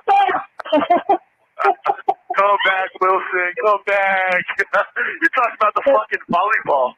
You're talking about the volleyball. The soccer ball. Yeah, soccer ball, volleyball, whatever the hell it was. And he was stuck on an island. Tell him to wake up, go home. You heard that? Joe the Volcano or something. Joe and the Volcano. I don't know, but I will never watch that movie again now. What? The police was like, Wilson, you're talking loud. I'm like, man, fuck that. I don't give a fuck. That's because you get all excited, right? I get excited. I start talking loud. Hey, listen, that's a good movie. That should be, now that you talk to me, that should be one of your favorite movies now. That Wilson movie. That should be your favorite fucking movie. Hey, listen, if they put me over there, I'm going to see your fucking, what's his name, and I'm going to tell him something when I do see him. What's his name? No, Dad, you need to. He's going to say some shit that No, I'm going to. Listen, I'm going to, and I bet he doesn't say nothing back. If I do see him, I'm going to. I bet you know you're like slice and size, Carl. You can swing that. You can swing that little fly. Listen, it's not often that anybody says anything back. I'm just saying. It's really. Dude, how much you weigh? Like, seriously, you a big ass. I weigh 220, but listen, I think I've lost weight though. I think I've lost weight since I've been back here. You did lose weight. You got skinny. Like your I did. I got skinny. Yeah, well, I can't help it. No canteen, and I'm losing weight with these trays, man. They're fucking me up, man. Listen, once you get into a pod, you get taken care of. Yeah. All right. That's fair. That's fair. I've already been contacting the boys. Yeah. Hey, listen, what you doing? What are you doing, Kristen? What are you doing? I'm cleaning up the fucking juice that I just spilled because I was laughing. Why'd you spill the motherfucking juice? What the fuck? Because I didn't want it on the table. I wanted it on the floor. Yeah. Kristen, I'm so glad I got you to talk to. You know that. And honestly, can I tell you something? Hopefully, I'm hoping that, like, honestly, we build our relationship and I can see you when I get out of here because it's not going to be, like, forever. You know, I'm not going to be forever. The same thing I used to tell my brother LP, man, when he was Yeah. It was a homicide. Wait, hold on. Your phone's breaking up. What'd you say? I said my brother's was homicide with a deadly weapon and attempted homicide. And he had the charges. And he had a warrant, you know, and the feds couldn't pick him up. He sat there for 5 months and he beat him. Get out of here.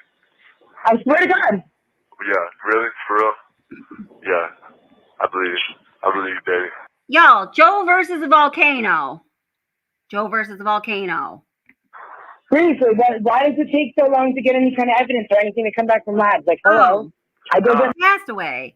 Oh my God, where'd I get Joe versus the volcano? Isn't there another movie like that? Isn't that? I don't know, but it is Castaway. You're right. What the fuck is Joe versus the volcano?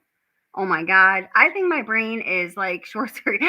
I'm not even going to say it. I'm not going to say it. I'm not going to accept anything communicable from either of these two. My blood drawn today and they tell me what it is tomorrow. Yeah, they tell you the next day, yes. And listen, for shit like this, Kristen, they would do it where they get it back the next day because they need to, you know what I'm saying? They need to, you know? So it's got to be that, you know? And remember what you told me too? Do you remember what you told me too when they found that third girl or whatever? Remember that shit? Yeah. That I know that was like, it's sad to say for her, but like that was hopeful. You know what I'm saying? Like because that shows that like obviously there's somebody out there. You know, which is good. Basically, and that's what they're all confused about, man. Yeah, I know. I can't seriously. It's not you, honestly, and just stop talking about this shit. Yeah. Remember when you told me though, like the before you went to the hospital, like remember I talked to you on the phone right before you went? You remember that? Uh-huh. And you told me, didn't you tell me that you and her got in an argument or whatever? You guys were arguing or some shit. Remember? Oh no, yeah, me and my daughter did, yeah. Because my daughter's got she takes out all her stress on me. It's not easier. You know what I'm saying? Yeah, and I understand. I used to do the same shit to my mom, and I'm gonna take out all my problems with you too. I'm gonna take out all my problems with you too. I don't think so. I ain't like the rest of them bitches. You can't beat me up. I'll fight back. No, I'm not gonna beat you up. We will bump. We were Are drunk. you gonna take me up through there? You gonna take me up through there? Yeah. I might like that if you take me up through there, though. I might like that shit. If you can take me up through there, I might love that shit. Beat me up, baby. Beat me up. Beat me, baby. Beat me. Oh shit! I love that. You know what? You got a great attitude, seriously, and I'm happy about that. Yeah. Thanks, man. Listen, he got fucking Facebook smart John Mel famous. Females are texting him constantly. Yeah, they do. I told them just use them for what they got, right? That's what you would do, right? Straight up, exactly right. That's what you do. Especially to that nasty bitch that talks shit. You want to send a questionnaire. She called you like, who the fuck is that question? You're gonna send that motherfucker $100. I'm gonna see what she's talking about. Like, I'll see what she writes. Yeah, but do not. Wait, I'm gonna tell you right now. Listen to me. What's up? You have 1 minute remaining. Thank God. Do not speak about anything that ever happened with her. Do not speak about anything with her. No, I'm not gonna talk about anything. No, I know. Do not talk about any of the problems or your relationships. Nothing. Okay, I know. I won't talk about none of that shit. Kristen, can I call you back? Yeah, look, wait 5 minutes. Let me answer the phone with my daughter because my daughter's been blowing me up. I don't know why, but. Yeah, no, you're good. I'll wait 5 minutes. You're good. All right, baby. Call me back. All right, bye, baby. Bye. Thank you for using GTL.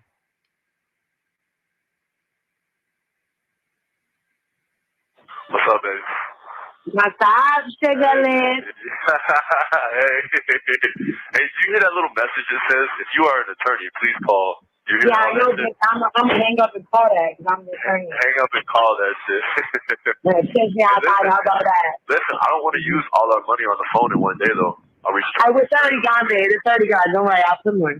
You put one? Okay. All right. He's like, hey, you ready for mine? I'm like, no, this is the last one. So what you doing? What you up to? What you doing? I was actually sitting here just listening to Bring Me the Horizon because they just came out with a new album. Oh, did they? You know they're from, I used to live in Tallahassee. They're from Tallahassee. They're from where I'm from. That's like all my music. I love that. I love that kind of music. I love all that music, bro. Like, listen, I don't mind that. Yeah, she's ignoring her daughter's phone calls. Oh, and by the way, her daughter is gainfully employed and she has a car and she is saving money. And Kiosk Kristen has none of those. Dude, I listen to rap and shit, but like.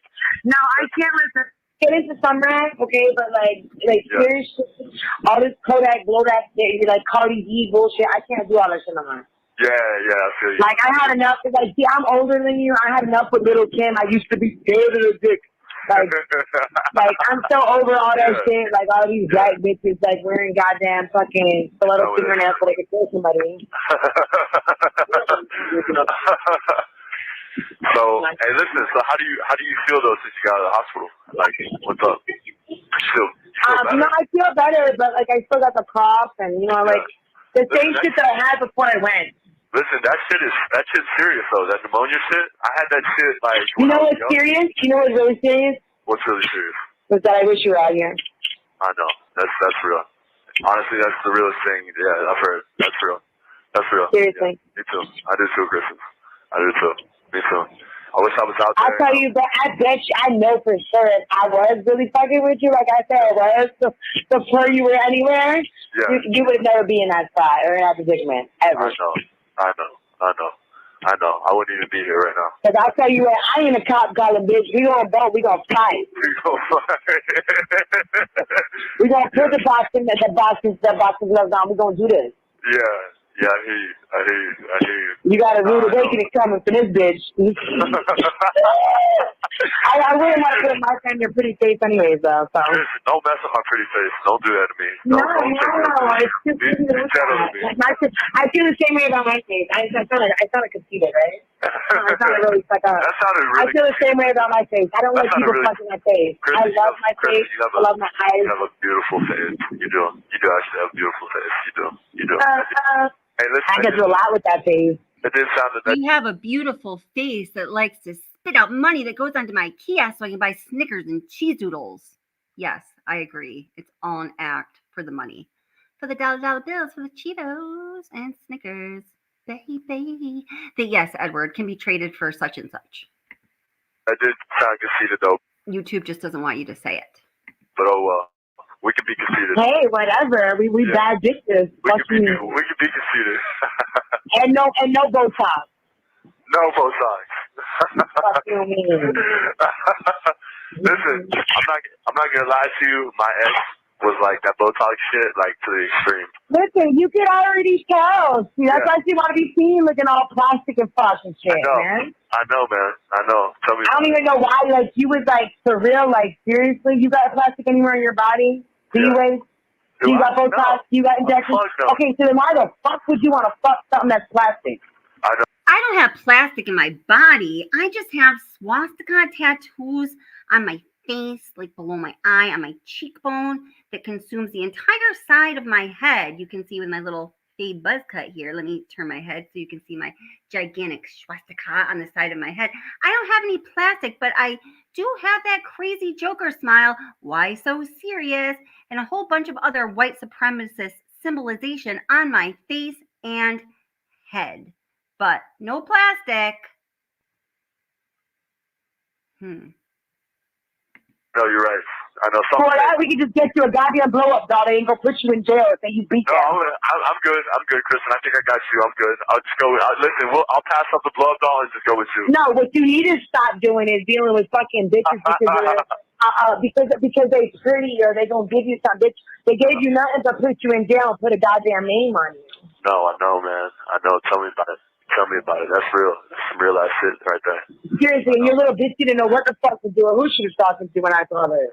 Listen, I can't, I can't believe you did that shit, dog. Man, you thought I was joking? I don't joke. I said when I say I'm gonna do shit, I do it. Yeah, I hear you. I hear you. I hear you. I hear you. I'll see. You know, there's no reason why these bitches are out there doing that. When that, like, seriously, all bullshit aside, nah, man, like, you was being real as fuck with her on the phone, listen, and they why the fuck? stupid. Yeah, I know. I know she did. I know. And I feel stupid now. Now I feel like it. You shouldn't feel stupid, no, because you were being.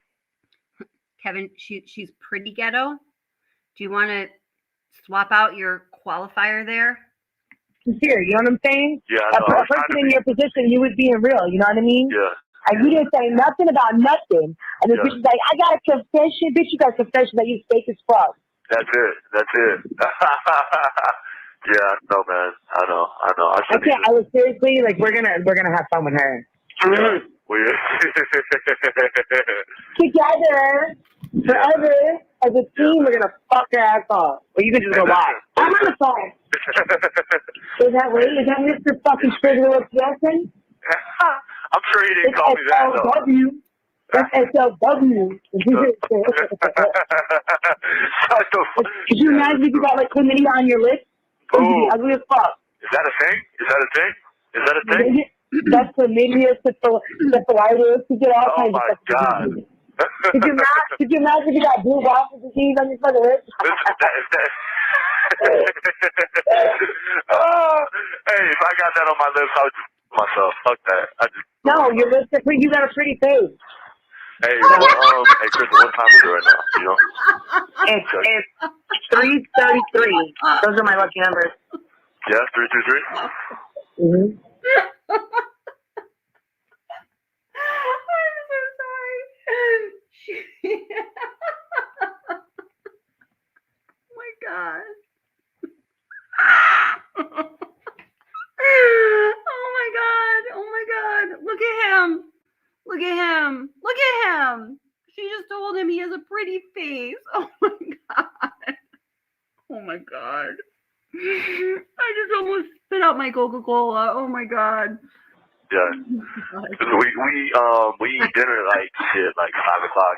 I already know when college when I was there. I know you do. I know you do. I know when you get up in the morning. I know all of it. You know all this shit, man. Listen, this Yeah, deal. you wrote me not early in the morning the other day. I was like, oh, look at Sugar Lab. She's awake thinking about me. Oh my god. I wrote you early, right? Remember? I wrote Early you as fuck, like right after you I ate. told you. I was thinking about you. I wrote you early. It was like 6 or something like that. Yes, right after you ate. Right after class. Oh, shit. Yeah. Our boy ate, and he was like, man, let's taste tonight. I was like, what's Kristen up to? I got it right here. Yeah, straight up, man. Straight up. I wanted you to know that I was thinking about you, too, like early. You know what I'm saying? I'm glad. Yeah, man. Good. I'm glad you got that message. That's my SLW. SLW, baby. Huh? But yeah, listen, That's tomorrow. going to be the next part. You got to put that somewhere. SLW. SLW. Listen, is that the next tattoo? That's the next tattoo or no? Now you gotta figure out a nickname for me, because then we'll put our nicknames on each other. There you go. We'll put it. Okay. Nickname it up. Okay. We'll nickname it up. I'll figure it out. Fuck, you can't say shit about no goddamn swastika then, right? No, they. No, I would like to put my goddamn nickname on him. The one I gave. I gotta tomorrow. Whoever's gonna talk to me, I gotta talk to these people right. You know what I'm saying? Because I want them to put me in fucking overpopulation. You know what I'm saying? You have to be legit, like seriously, like. No, I know, because they're gonna come like. You have 1 minute remaining. Bitch. Bitch. Hey, listen, fucking whore. She's a fucking slut. Is this our last call or what? I'm gonna put more money on the phone right now. I mean, if you just give me another 5 minutes, I'll put more money on. Okay, baby. But nah, listen, I gotta talk to them for real because like I gotta be like dead ass like normal and shit. You know what I'm saying? Bro, are you not normal? Are you not normal? I'm normal, but I just want them to You look fucking pretty not have normal a for reason. me. No, I just don't want them to have a reason like to say like, oh, we can't fucking. You know what I'm saying? I don't know. Right, like that fucking cutting off the goddamn hair, skinhead motherfucker. Probably, yeah, pretty much. I just don't want them to. I don't know, man. I don't want them to have a reason to fucking keep me back here, man. I don't want to be back here. You know what I'm saying? I'm ready to go. I'm ready to get off and back this shit. I don't want to have them. I don't want to give them a reason for them to put me to death twice. But whoops, I already did that. Shit. Yeah. For real, I can't. I don't like doing time like this. You know what I mean? Chris, I know what you mean. yeah. I'm here. You there? Okay, yeah. Yeah, I don't like doing time like this, man. This is like, to me, this is like slow ass time. This is like dead ass time. Thank you for using GTL.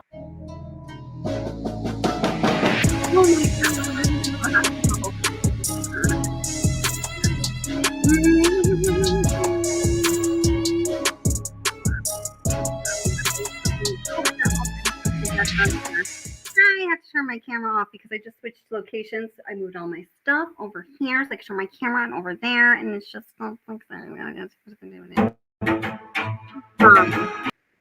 Oh my god, guys! Oh my god!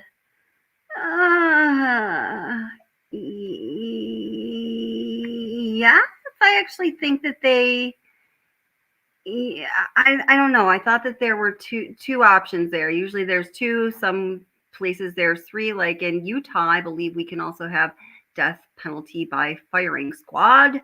But I'm not sure. Oh my gosh. Huh. Oh my gosh. Yikes. Wow. Wow. Wow. Wow. I don't even know what to say. Tomorrow evening, there's going to be a Watts live stream, and I have something special for you guys. And that's all I'm going to say about it, because anytime I say something more, things just go, I can't say anything more. That's all I can say. I've been told what I can say, and I can't say anything more. So tomorrow night, there's going to be a Watts live stream, and I have something special for you guys. And I can't say anything more. I cannot say anything more. I will not say anything more. Lily, dude, stop. The little bunny's like chewing everything. Yeah. Oh my god. Oh, you know what I really did want to play? Ooh, okay, just 1 second. This is important.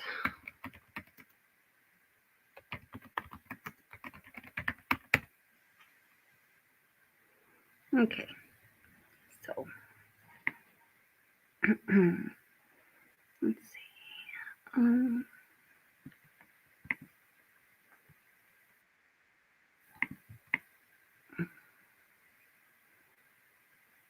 No, I don't. I just want to see. Not this version of it. Just 1 second. It's important, I promise. Oh,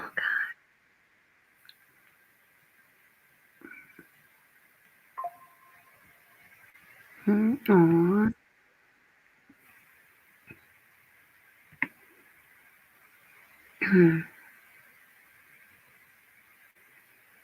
I don't want the shorts version. I want a real version. Come on.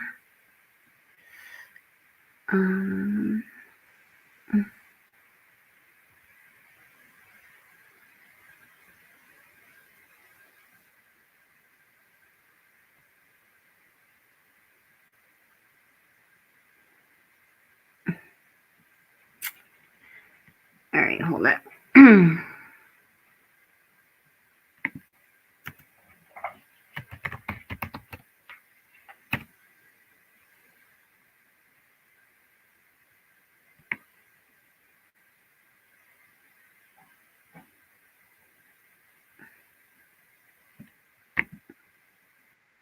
Okay. Okay, so we do need to remember that there are 2 innocent victims here. And finally, after the double death penalty sentence was officially imposed on Monster Wade Wilson by Judge Thompson. I think it's Thompson, or is it Thomas? I think it's Thompson. For the first time, really, not years ago, this is my understanding, the people in the victims' families spoke out a little bit.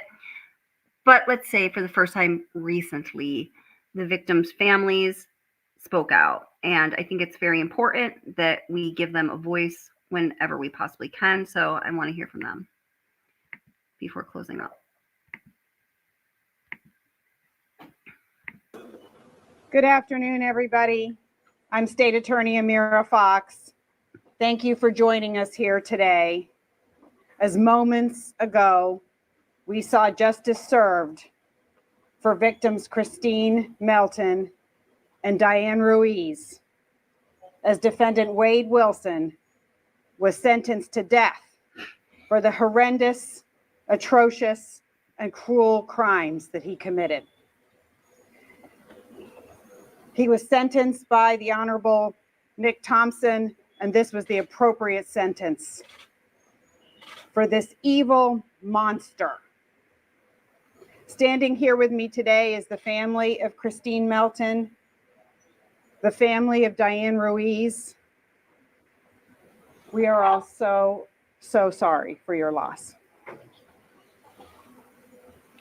Also standing with me here today are Assistant State Attorneys Andreas Gardner and Sarah Miller of our Homicide Unit, and our Chief Assistant Rich Monicalvo.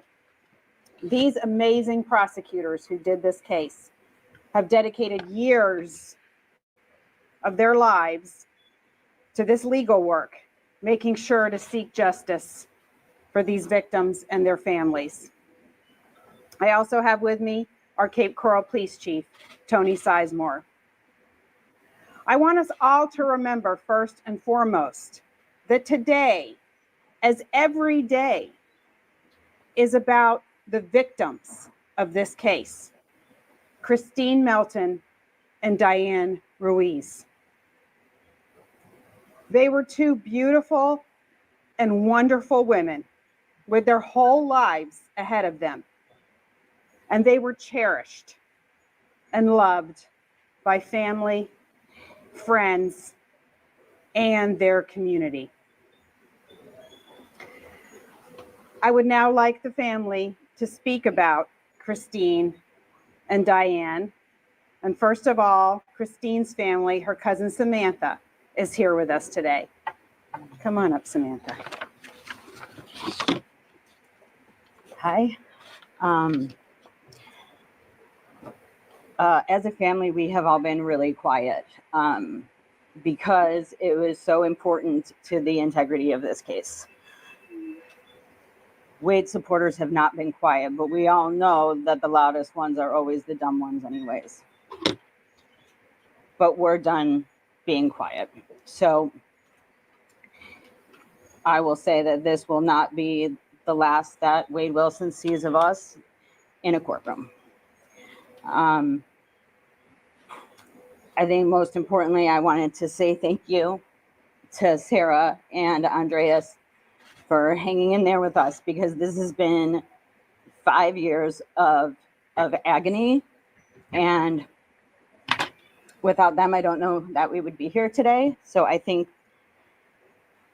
that's most important to us, is to say thank you to them and to everyone that helped us on this path.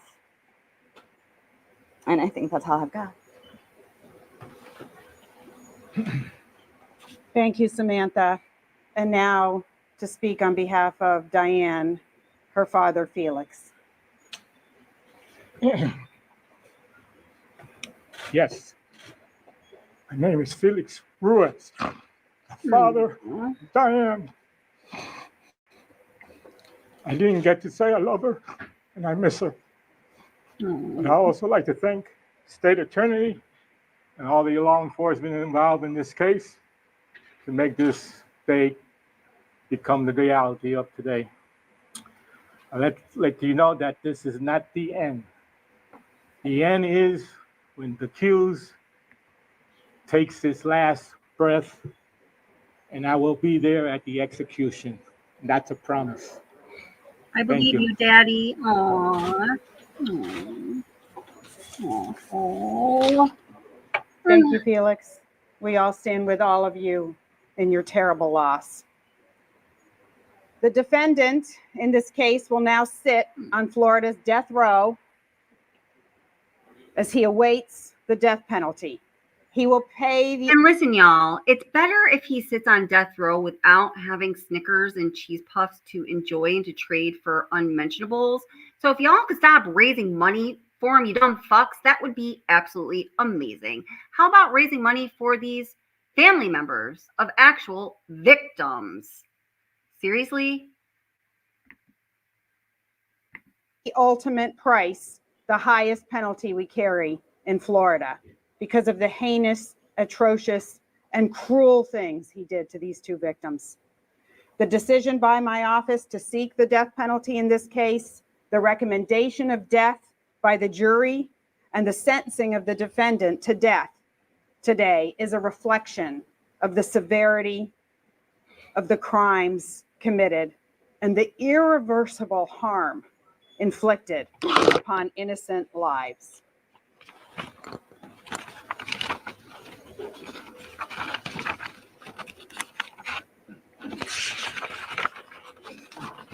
I want to thank the jury for their attention and focus to this case, both during the guilt phase and the penalty phase. We all realize that recommending life or death is the ultimate ask of a juror.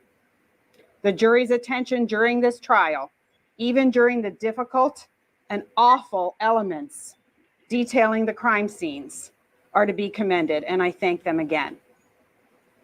It has not gone unnoticed that this defendant is being idolized by some people who are somehow proud to mix their name with his through public comments, fundraising for him, or holding him up to be some sort of positive representation of a man, ignoring that he is nothing more than a vicious killer and about the most poor representation of a man there could ever be. He murdered a woman in her own home who did nothing to harm him, Christine Melton, as she simply slept in her bed. He murdered another woman, Diane Ruiz, who was simply walking to work. Both these women physically suffered tremendously due to his decision to kill and due to his horrible actions. They fought back. They fought for their lives. This defendant is no idol. It is a disgrace and it is pitiful to hold him up as such. This defendant is now nothing more than a number in the Florida Department of Corrections awaiting death. The Cape Coral Police Department did a terrific job handling this investigation into both these murders and developed the evidence leading to the arrest of the defendant. And I'd like to invite Cape Coral Police Chief Tony Sizemore up to the podium to talk about his agency's involvement. Tony? Thank you, Ms. Fox. Good afternoon. As the police chief of the Cape Coral Police Department, I represent the men and women who work tirelessly for our community. But when it comes to major events like these horrific crimes and the subsequent trials that happen afterwards, I also represent the community of Cape Coral as a whole. I advocate for them on matters of public safety and criminal justice. And with that, first, I'd like to echo what was so eloquently stated by our state attorney, that this beautiful family deserved so much more than what has happened to them, and we agree with you. I'm grateful for the jury in the original trial, their dedication, attentiveness, and ultimately the verdict that was reached. I'm grateful for Judge Thompson, who imposed the proper penalty in this case after much deliberation.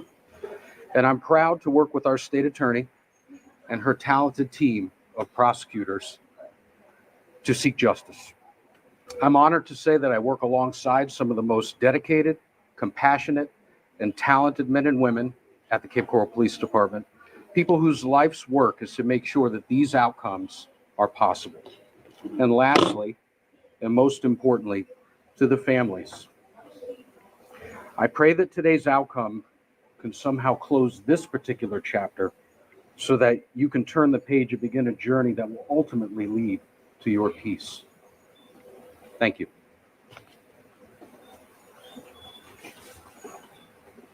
Thank you, Chief Sizemore. Now, I've already introduced them, but I'm going to introduce them again because we wouldn't be standing here without them. And I'm so very proud to work with the two assistant state attorneys from our homicide unit who have been on this case from the very beginning. And I'd like them to say a few words. First of all, we're going to have Sarah Miller, Assistant State Attorney Sarah Miller, come up and say a few words. Thank you, Amanda. Behind every true crime show, every crime podcast, and every criminal trial is a real victim with family and friends that love them and miss them dearly. This case is no different. Behind this case were two families who have suffered great and unimaginable loss. No family ever imagines ending up in our office, meeting with strangers, hoping to find justice for their loved ones. To the families of Christine Mountain and Diane Ruiz, thank you for placing your trust in us. Thank you for your patience as this case lingered, as the defendant went through multiple attorneys. Thank you for sharing your stories that we'll never forget.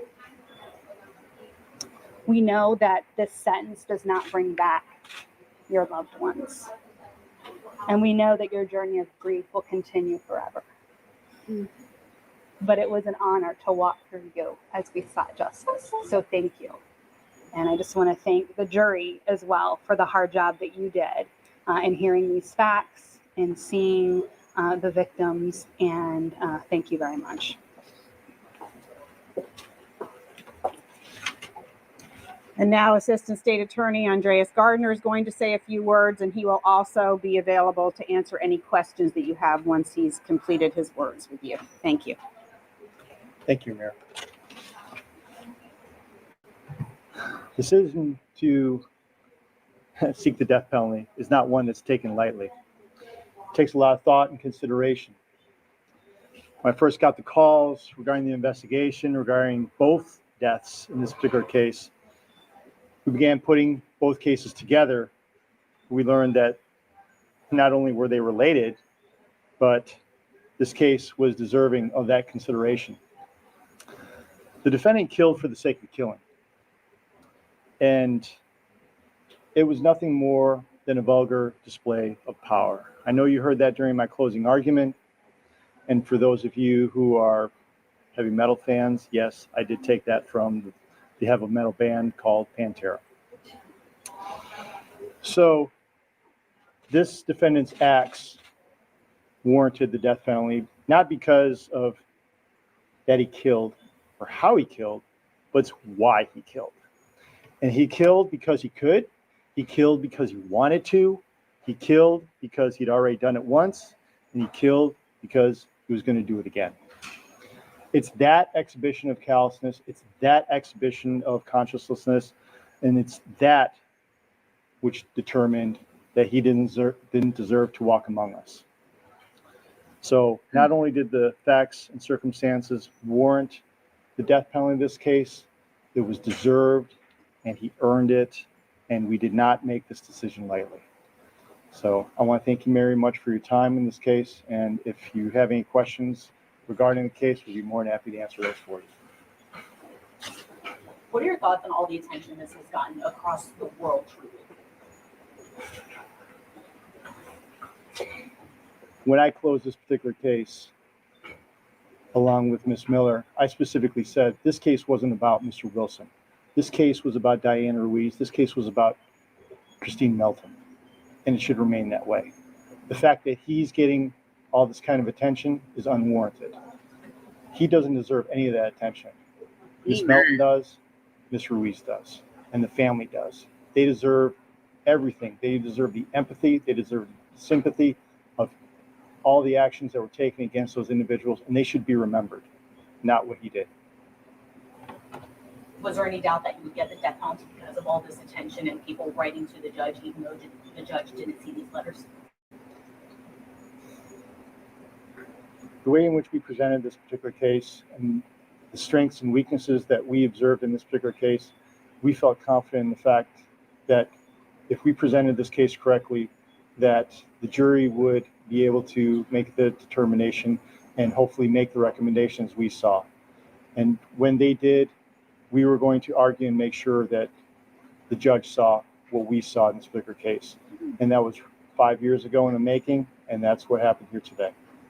You mentioned you referenced closing arguments and watching it. Anyone that played close attention, you guys were almost like fire and ice.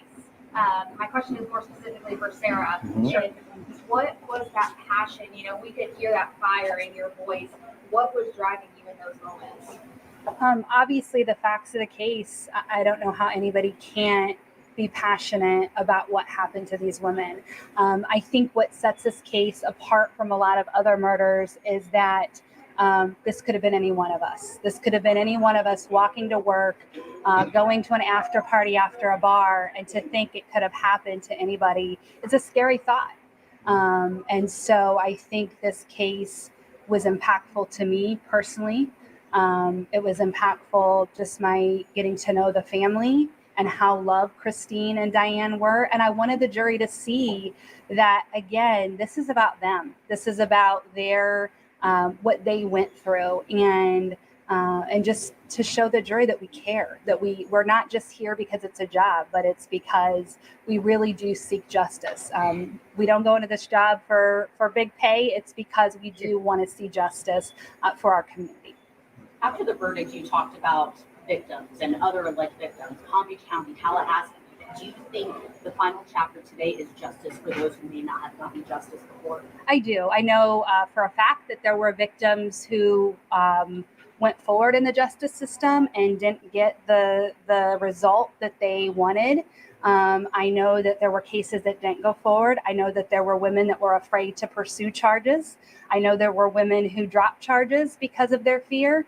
And so this case is a win for so many people, and it's a win for anybody out there that would ever come into contact with him, because as Wade Wilson's father testified at trial, I believe he would have done this again. I believe if he hadn't been stopped on this day, there would have been more victims. And if Mila didn't have witnesses at her spa, that she would have been a victim of murder as well. So I think it's a huge win for the safety of our community, for the safety of the state of Florida, and for anybody that's walking down the streets. I have a question more for Ms. Fox. Yes. You mentioned how Wade Wilson got a lot of uncalled for early attention. Yes. What are some lessons learned, from those particular examples in this case? Moving forward, how is your office perhaps going to adjust, or, and getting less targeted to monsters like both? Well, I think in the world of social media and the internet, I've been doing this a very long time, 34 years, and I have to say that I have never seen someone as evil as Wade Wilson. And I have never been so stunned as to see some people in the community that actually think it's a good idea to support somebody that evil and that monstrous. And I don't know that there's much we can do differently. I would hope that people in the community would conduct themselves differently and remember that 2 beautiful, innocent young women died because of this person, and that they would conduct themselves differently. Can we talk about how important the change in Florida's death penalty law recently was to this case? Without it, it would have brought life imprisonment. Yeah. Go ahead, man. Well, with regards to the change in the law that happened, over a year ago? We were concerned, and when we presented this particular case to the jury, we felt strong enough that we were able to convince the jury that this case was well deserving of the death penalty. The change obviously assisted us as related to, achieving the death penalty in this particular case. However, we felt strong enough that it warranted the death penalty regardless of the change. If you could say something to Christine and Diane right now, what would you say? Well, let me just say this. When Sarah and I began this case, we received an email from a mother of a young lady in northern Florida. Her daughter had gone through an issue with Mr. Wilson. That kind of motivated us. One of the things that she told us was to go get him. That was one of the things that stood back in our mind when we tried this particular case. So we're hoping that, Ms. Melton is looking down and Mr. Ruiz was looking down and saying, good, we got him. What would you say to Wade? Goodbye. It's my understanding that his communication in the jail has been cut off for a couple of weeks. Who made that decision, and is that accurate? We just got emails from a couple days ago, so it doesn't appear to us that his communications have been cut off, at least from what I've seen come through our office. You got emails from him? We request his jail emails, so part of the process of our case is we've been requesting and reviewing his emails and phone calls to all of these women. And maybe a lot of these women don't realize, but all of this is public record. So their names, their emails, where they work, the photos they sent, all of that is public. And so we know the women, we know these types of jobs they have, where they are in our community, where they are in the world, and we've been reading them. So we've seen a lot of this communication through the course of this case. Anyone have any other questions? I'm hiding behind my I'm not too tall. So Wade Wilson has several pending cases. How do you expect those to move forward? Are you going to pursue, what can you pursue beyond the death penalty on those cases? So because they're pending, we're not going to discuss them because they're open cases. However, what I would like to say is that we will resolve them in any manner as quickly as possible to get Wade Wilson on his way to death row where he belongs.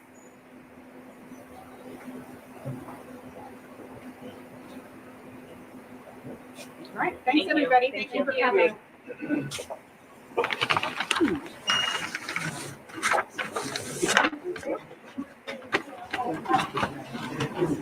All right, guys. So yeah, this is just, God bless those victims and their families, and I can't imagine what they've gone through. And I hope we hear from them again, and I hope we are able to support them and, and do good things for them because that's what they deserve. Do people think that won't be heard seriously? Oh, I know. Yeah, man.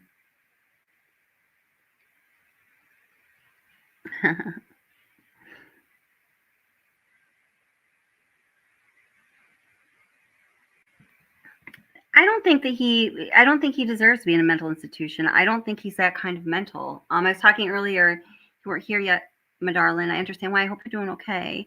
But the way that he appeared when he was hearing his sentencing, 2 counts of death penalty, as opposed to the idea that he didn't have control over his behaviors or his decisions or his actions, or that he is some kind of crazy that made him not have full control over what he was doing. Those things in my mind are incongruent. So I just think I think there's no place for this man other than death row, personally. It's just my opinion.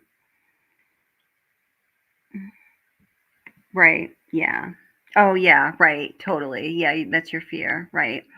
I don't know. I think he is such a goddamn fool. He has just been so foolish and reckless and entitled and, having this kind of I don't know, almost like God complex about him that he can do anything, he can say anything, and it's not going to affect him down the road adversely in a way that he wouldn't want to be affected. And I don't think that's going to turn out so well for Wade Wilson. I think he has shown the world who he is through his actions and through his words time and time again, irrefutably, unequivocally. And I think, I pray, please, justice system, work properly in this way, that the only place our society will allow him to be is on death row, because he deserves nothing other than that. You know, I'm sure many of you feel the same way, but yeah, I mean, it is definitely a worry. I definitely understand that. Yeah. Yeah. Curious Christine, you are most vulnerable in your bed asleep. You believe you are safe. The terror she must have felt. Absolutely. Yeah. Oh gosh, Ashley, I'm sorry to hear that. Well, he gets like basically 13 actions. They're not literally strictly 13 appeals, but anyone on death row in the United States is different in every jurisdiction, every state, but there's something like 13 shots at, doing something to mitigate it or reverse the decision. He's going to be there for a long time. Even if a convicted inmate on death row chooses not to take up those opportunities procedurally, there's kind of, stops built in, like dams built into the flow of justice that would kind of pause things at those 13 stopping points. So, no one is rushed from judgment to death swiftly in the United States, which in a way is a good thing. In certain cases, it's a good thing. In other cases, it's just a ginormous waste of taxpayer dollars to the tunes of tens of millions of dollars that could be much better spent on helping people that need support and would use that support that comes in, by means financially, but then turns into other things to benefit their quality of life or the quality of life of other people. Wade Wilson is truly a waste of space, and any human effort, financial or otherwise, towards him in this lifetime is just it's a waste. He's a waste. He's a wasteland. He's a swastika, disgusting, STD wasteland of I can't even say human being, but I'm going to have to say human being because that's how that sentence would end. Oops, did I just say that? Allegedly, and all of that stuff. But he's just disgusting. Yeah.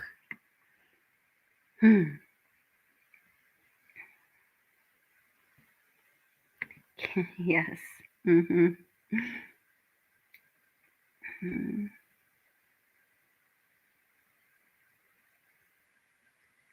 Yeah, no brain damage. That's right. Yeah, that very smart expert witness testified to that. It seems it was part drug related in terms of it triggered him into total psychosis, or is he just a straight up psychopath?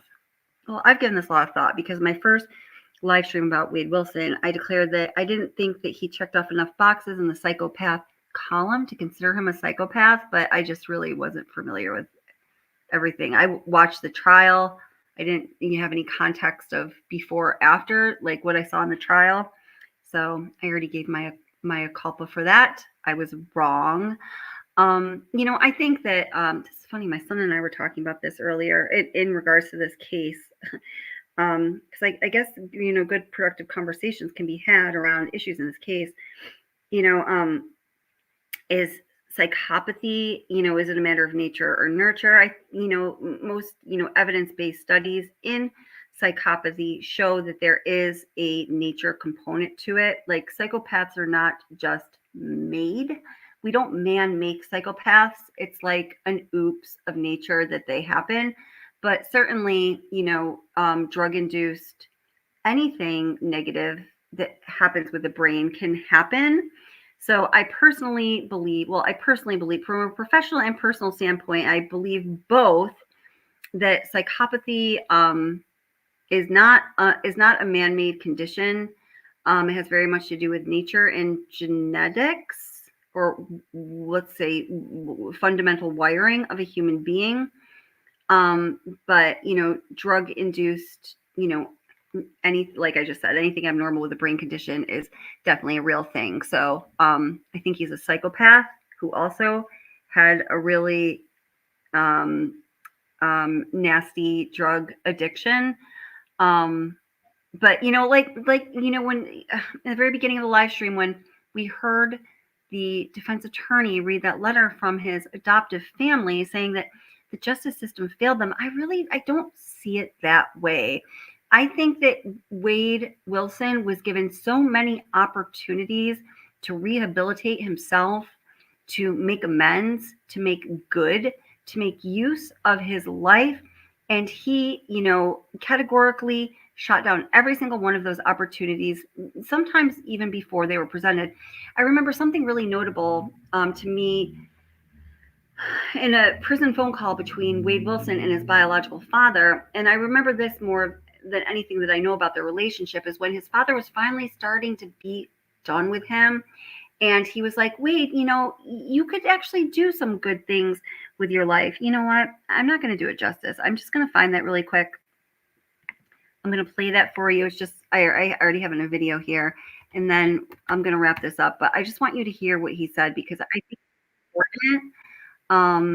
And yeah, that's it. I think it's important. And this is my channel, so I can play it because I think it's important. Just kidding. I was just clicking the button that said your channel to get to my videos. Let's see. Okay. Wade's dad. Okay, so this is a video I put up. Wade Wilson, wildest call yet. And Wade's dad totally loses it. All right. I know it's in the call because I made this mistake before. Be fine. Let's see.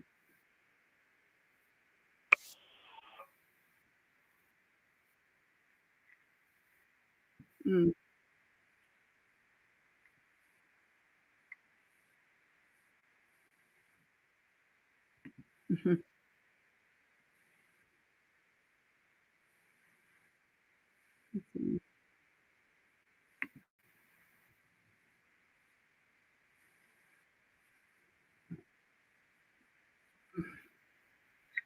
Okay, he's going to bring this.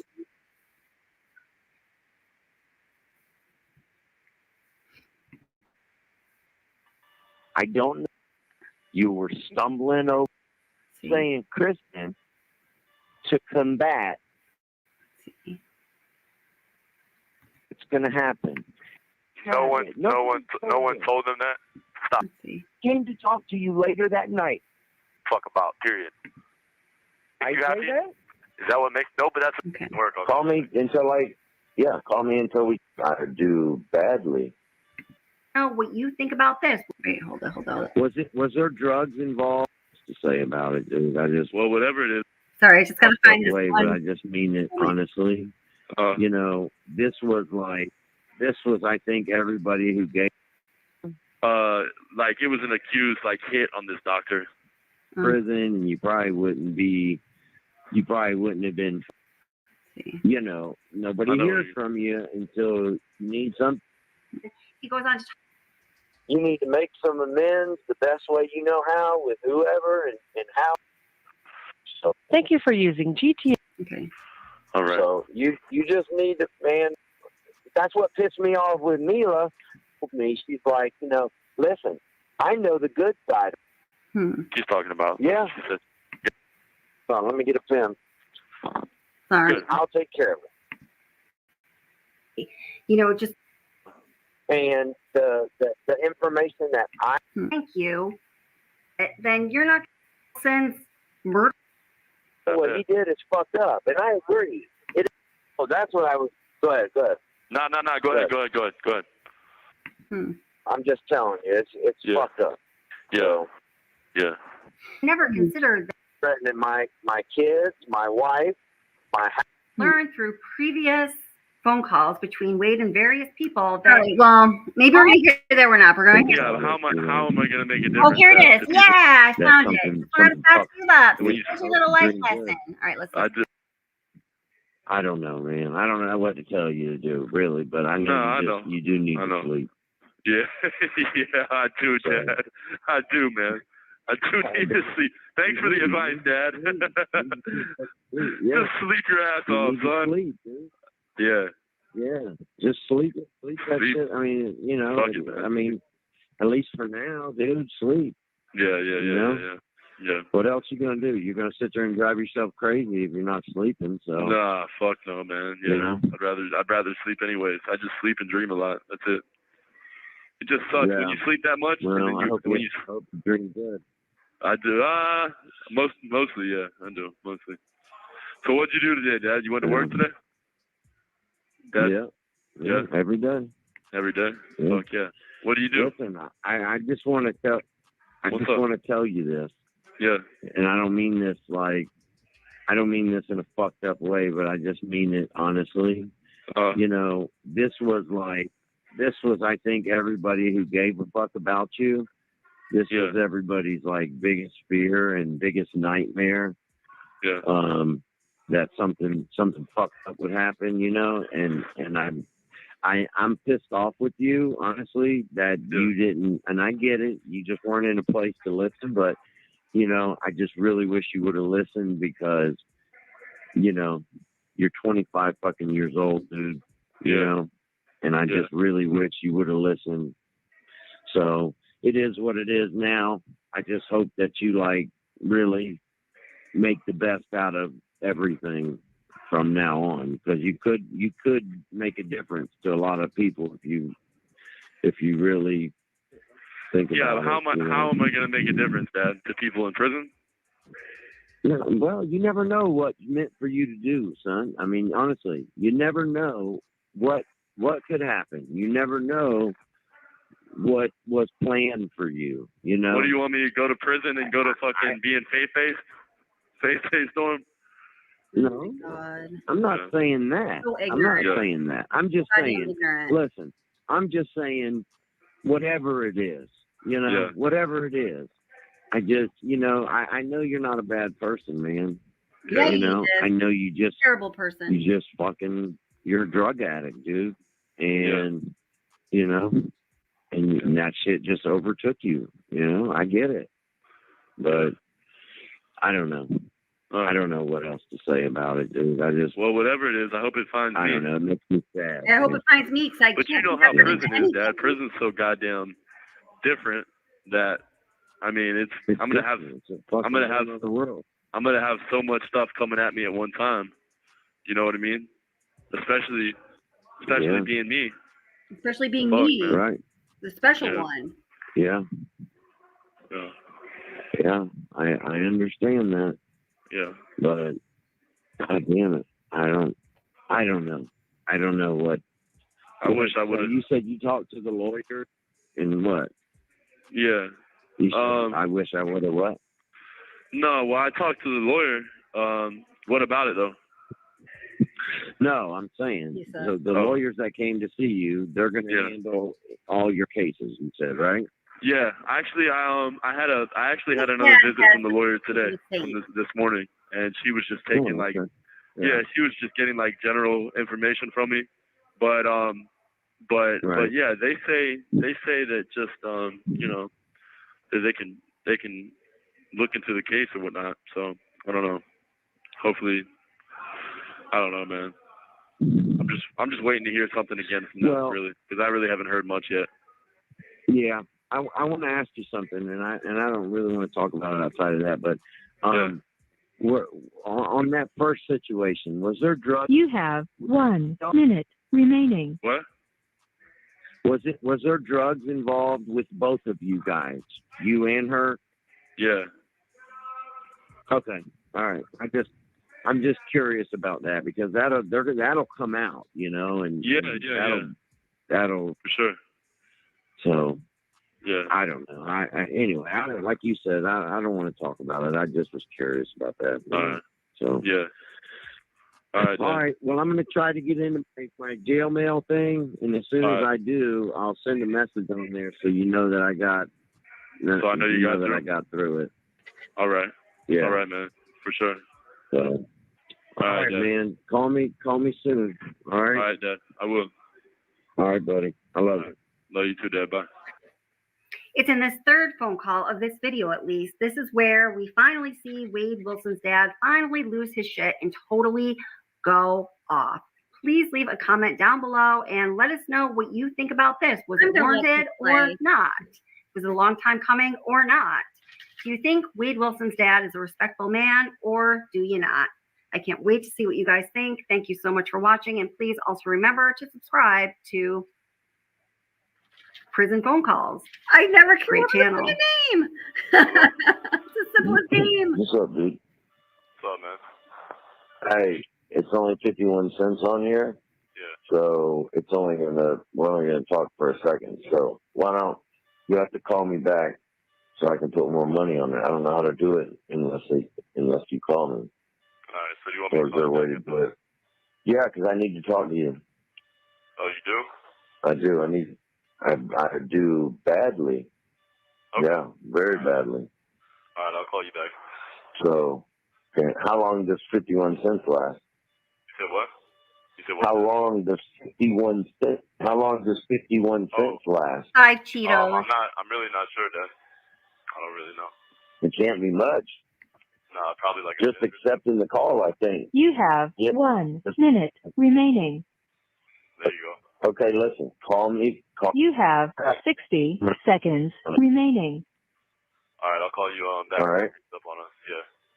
Yeah. Even if it doesn't accept it, sometimes that shit acts weird. So So I got to call. just make sure you call me right back. Huh? Yeah, Mike Applegate, welcome, by the way. And you're saying exactly what I was trying to get at more succinctly. Mike says, people like him do not believe in the meaning of words or, their own spiritual self, right? And you can tell by the way he reacts to his dad's meaningful words. Very well said. Yes, exactly. Hey, legendary CEO, I'm glad you're back. Yeah, if it doesn't work, I'll Call me call me until we talk. All right. So, you doing all right? Yeah, let it run out of time real quick. Yeah. Are you doing okay? No, I'm not doing okay. I'm not, actually. Why? What's wrong? Well, I'll tell you about it when I call you back because there's only like 20 seconds. God. I can't tell you Yeah. I'm not doing good in that amount of time. But I'll let you know. And Right. then, oh my God. Then All when right, he does call me call right back. he's like, so what's going on? He's like, oh, nothing. Well, I'm just in prison. You can't be doing too good, can I? Oh my God, this guy. It's going to hang up any second, so. All right, then. I'll call you back. Thank you for using GTL. What's up, Dad? What's up, man? What's up? What's wrong with you? Huh? I said, what's wrong with you? Oh, nothing, man. I'm in jail. That's all. Christ. I know. I said, is everything okay? And you said no. Yeah, I'm in jail, bro. That's why everything's not okay. Oh, well, I mean, you already know that. So I want to tell you about a few things on how I feel about a few things, okay? Okay. All right. First of all, that GoFundMe account, that shit was a pretty stupid move, okay? And I understand, you're trying to get money and all that. I get that part of it. But because of that is what sparked all the other bullshit that now is all over the goddamn news. So, listen, I don't know why you felt the need to sit down and have conversations with these media people and go into detail like you did, because I'm telling you how it was received. It was received from everybody who has heard it, and people are posting all over shit, and they're commenting in the news. You sounded horrible. You sounded like a straight liar. You were stumbling over your words. You were repeating things, trying to, come up with what you were saying. And it really came off bad, Wade. Really, really, really bad. you got to look at it from another perspective sometimes. And, you know, now they're blasting these phone interviews all over the place where you talk about, you know, having sex with Kristen. You didn't even say her name right. You kept saying Kristen, and her name's Christine. You don't. So Kristen's the chick you're talking to now. So that really looked bad. What else looked bad is it's like the media doesn't give a fuck about you, Wade. They're not the judge and they're not the jury. So you trying to convince them thinking, oh, they're going to put my story out there and people are going to feel bad for me or see it my way. It did the exact opposite. 100% the exact opposite. So now what Mila's going to do, and I'm just guessing this, I don't know for sure, but what Mila's going to do is now she's going to come back and do her own story to combat the fact that Mila Spa isn't your and hers business.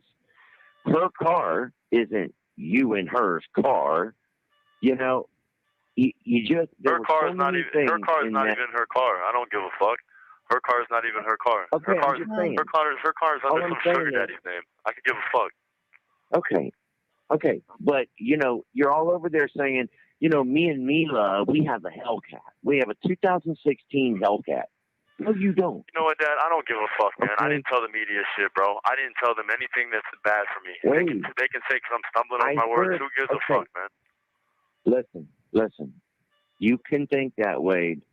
It's going to bite you in your ass because now what's going to happen is when these attorneys, when they charge you and these attorneys come to you, I mark my words, they're going to say to you, listen, the worst thing you ever did was do those news interviews because now you're locked into a story that we can't change. So when you're saying all this to the media, you left out the visit between you and me when on a recorded visitation, you said what you said. Phone calls between you and me where you said what you said. When you talked to Mila and you told her, the media but who was told them? sitting next to her. Who told them anything about phone calls between me and you? Who told them that? Wait, it's who told them public that? record, son. Who told them that? Nobody has told them. The detectives have it, son. Okay, so no one told them that. Stop it, Dad.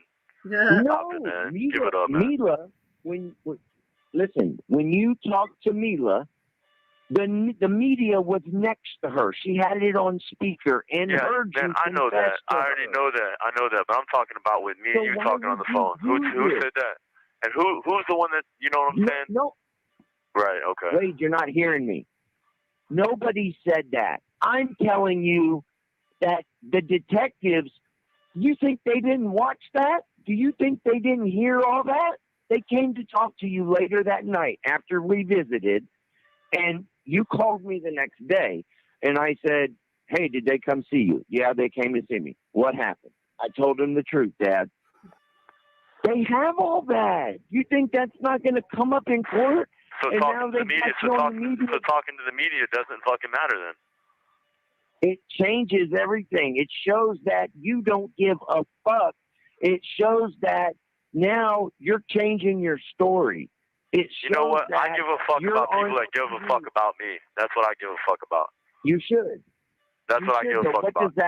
And I'll tell you what, that's the only thing that I give a fuck about, period.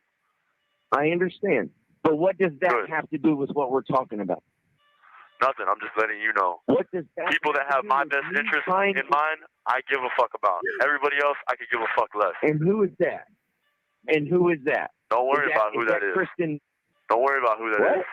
Don't worry about who that is. Okay. Wade, good luck to you, son. Good luck to you, Dad. Remember this fall. Just remember when you shit on me, Dad. Every time you shit on me. Remember that. Yeah, every time you shit on me, Dad. Okay, buddy. Okay, Wade. All right. Oh, so you didn't shit on me, Dad? You didn't shit on me?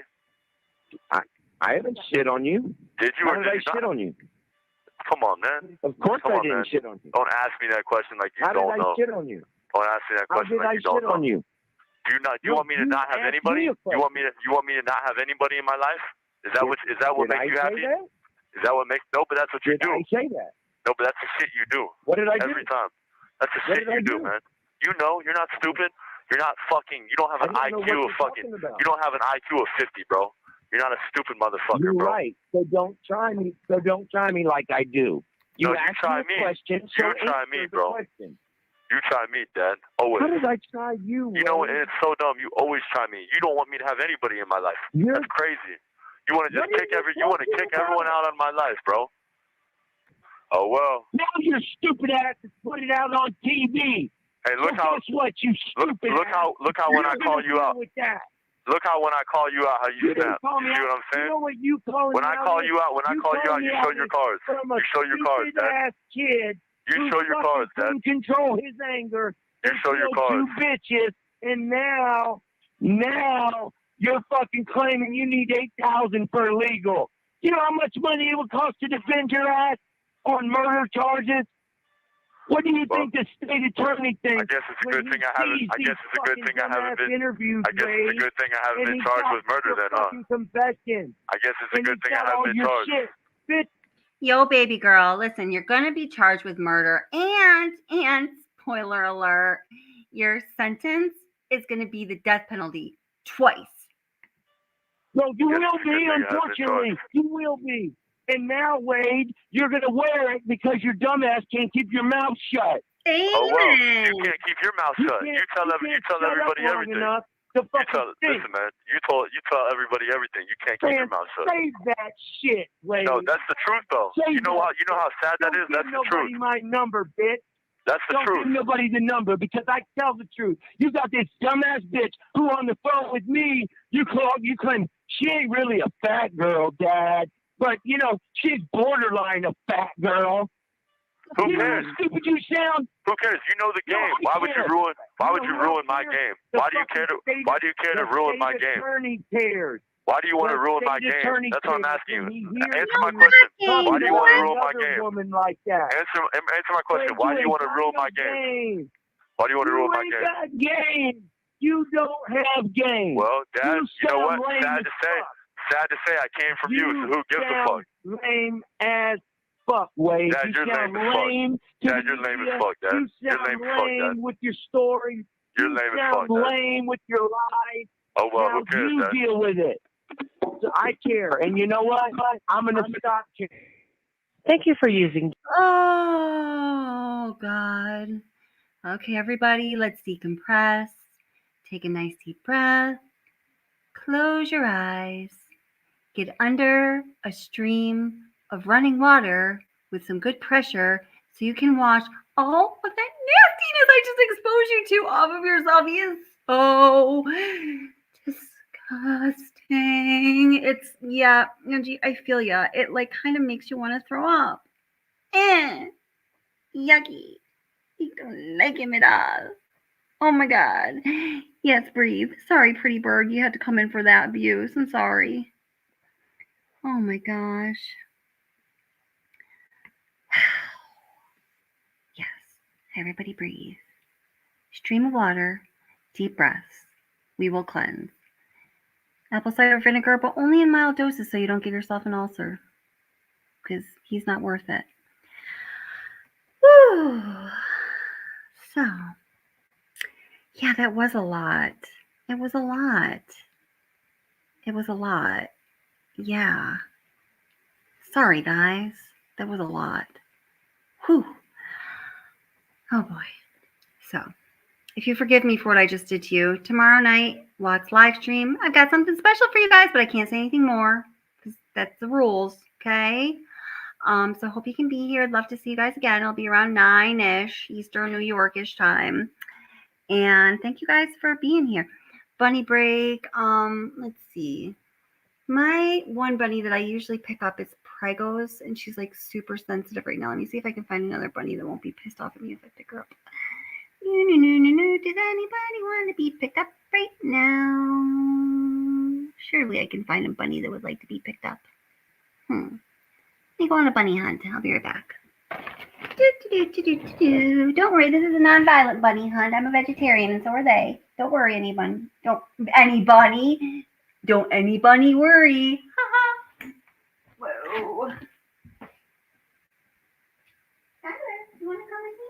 Not really. No. Maybe though.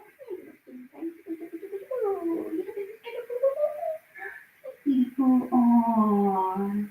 She's like, I was just cleaning my butt, Mom, and then you'd come pick me up. Like, what's up with that? What's up with the butt cleaning interruption? Let's see if I can get over here and wait. She can get all freaked out. Good, Skylar, baby boo. Baby boo. Oh, you know. Hi, honey. You're such a good little girl. Such a good little girls. Okay. Let's see. Oh, here's all my stuff that was on my desk that I just put over here so I can, and my popcorn, so I could get out of the way of the other view. But that's okay because it's just time for the bunny break. This is little Skylar, boo-boo, little baby Skylar, boo-boo. Please don't show them my butt. I was just cleaning it, Mom. Oh, she's so cute, right? Little Skylar, boo-boo. Little baby Skylar, boo-boos. Yeah, I know. All you Australian moderators, I know about bunnies in Australia. You guys all got it wrong. So, all right, guys. Bucket of stuff from my desk.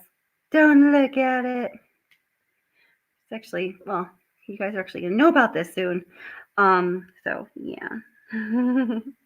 You're so very welcome. All right, guys. So I hope I see you tomorrow night. And, I hope I made up for abusing you guys with that horrible audio. Kyler, I hope you covered your big bunny ears. Oh, can you guys hear her?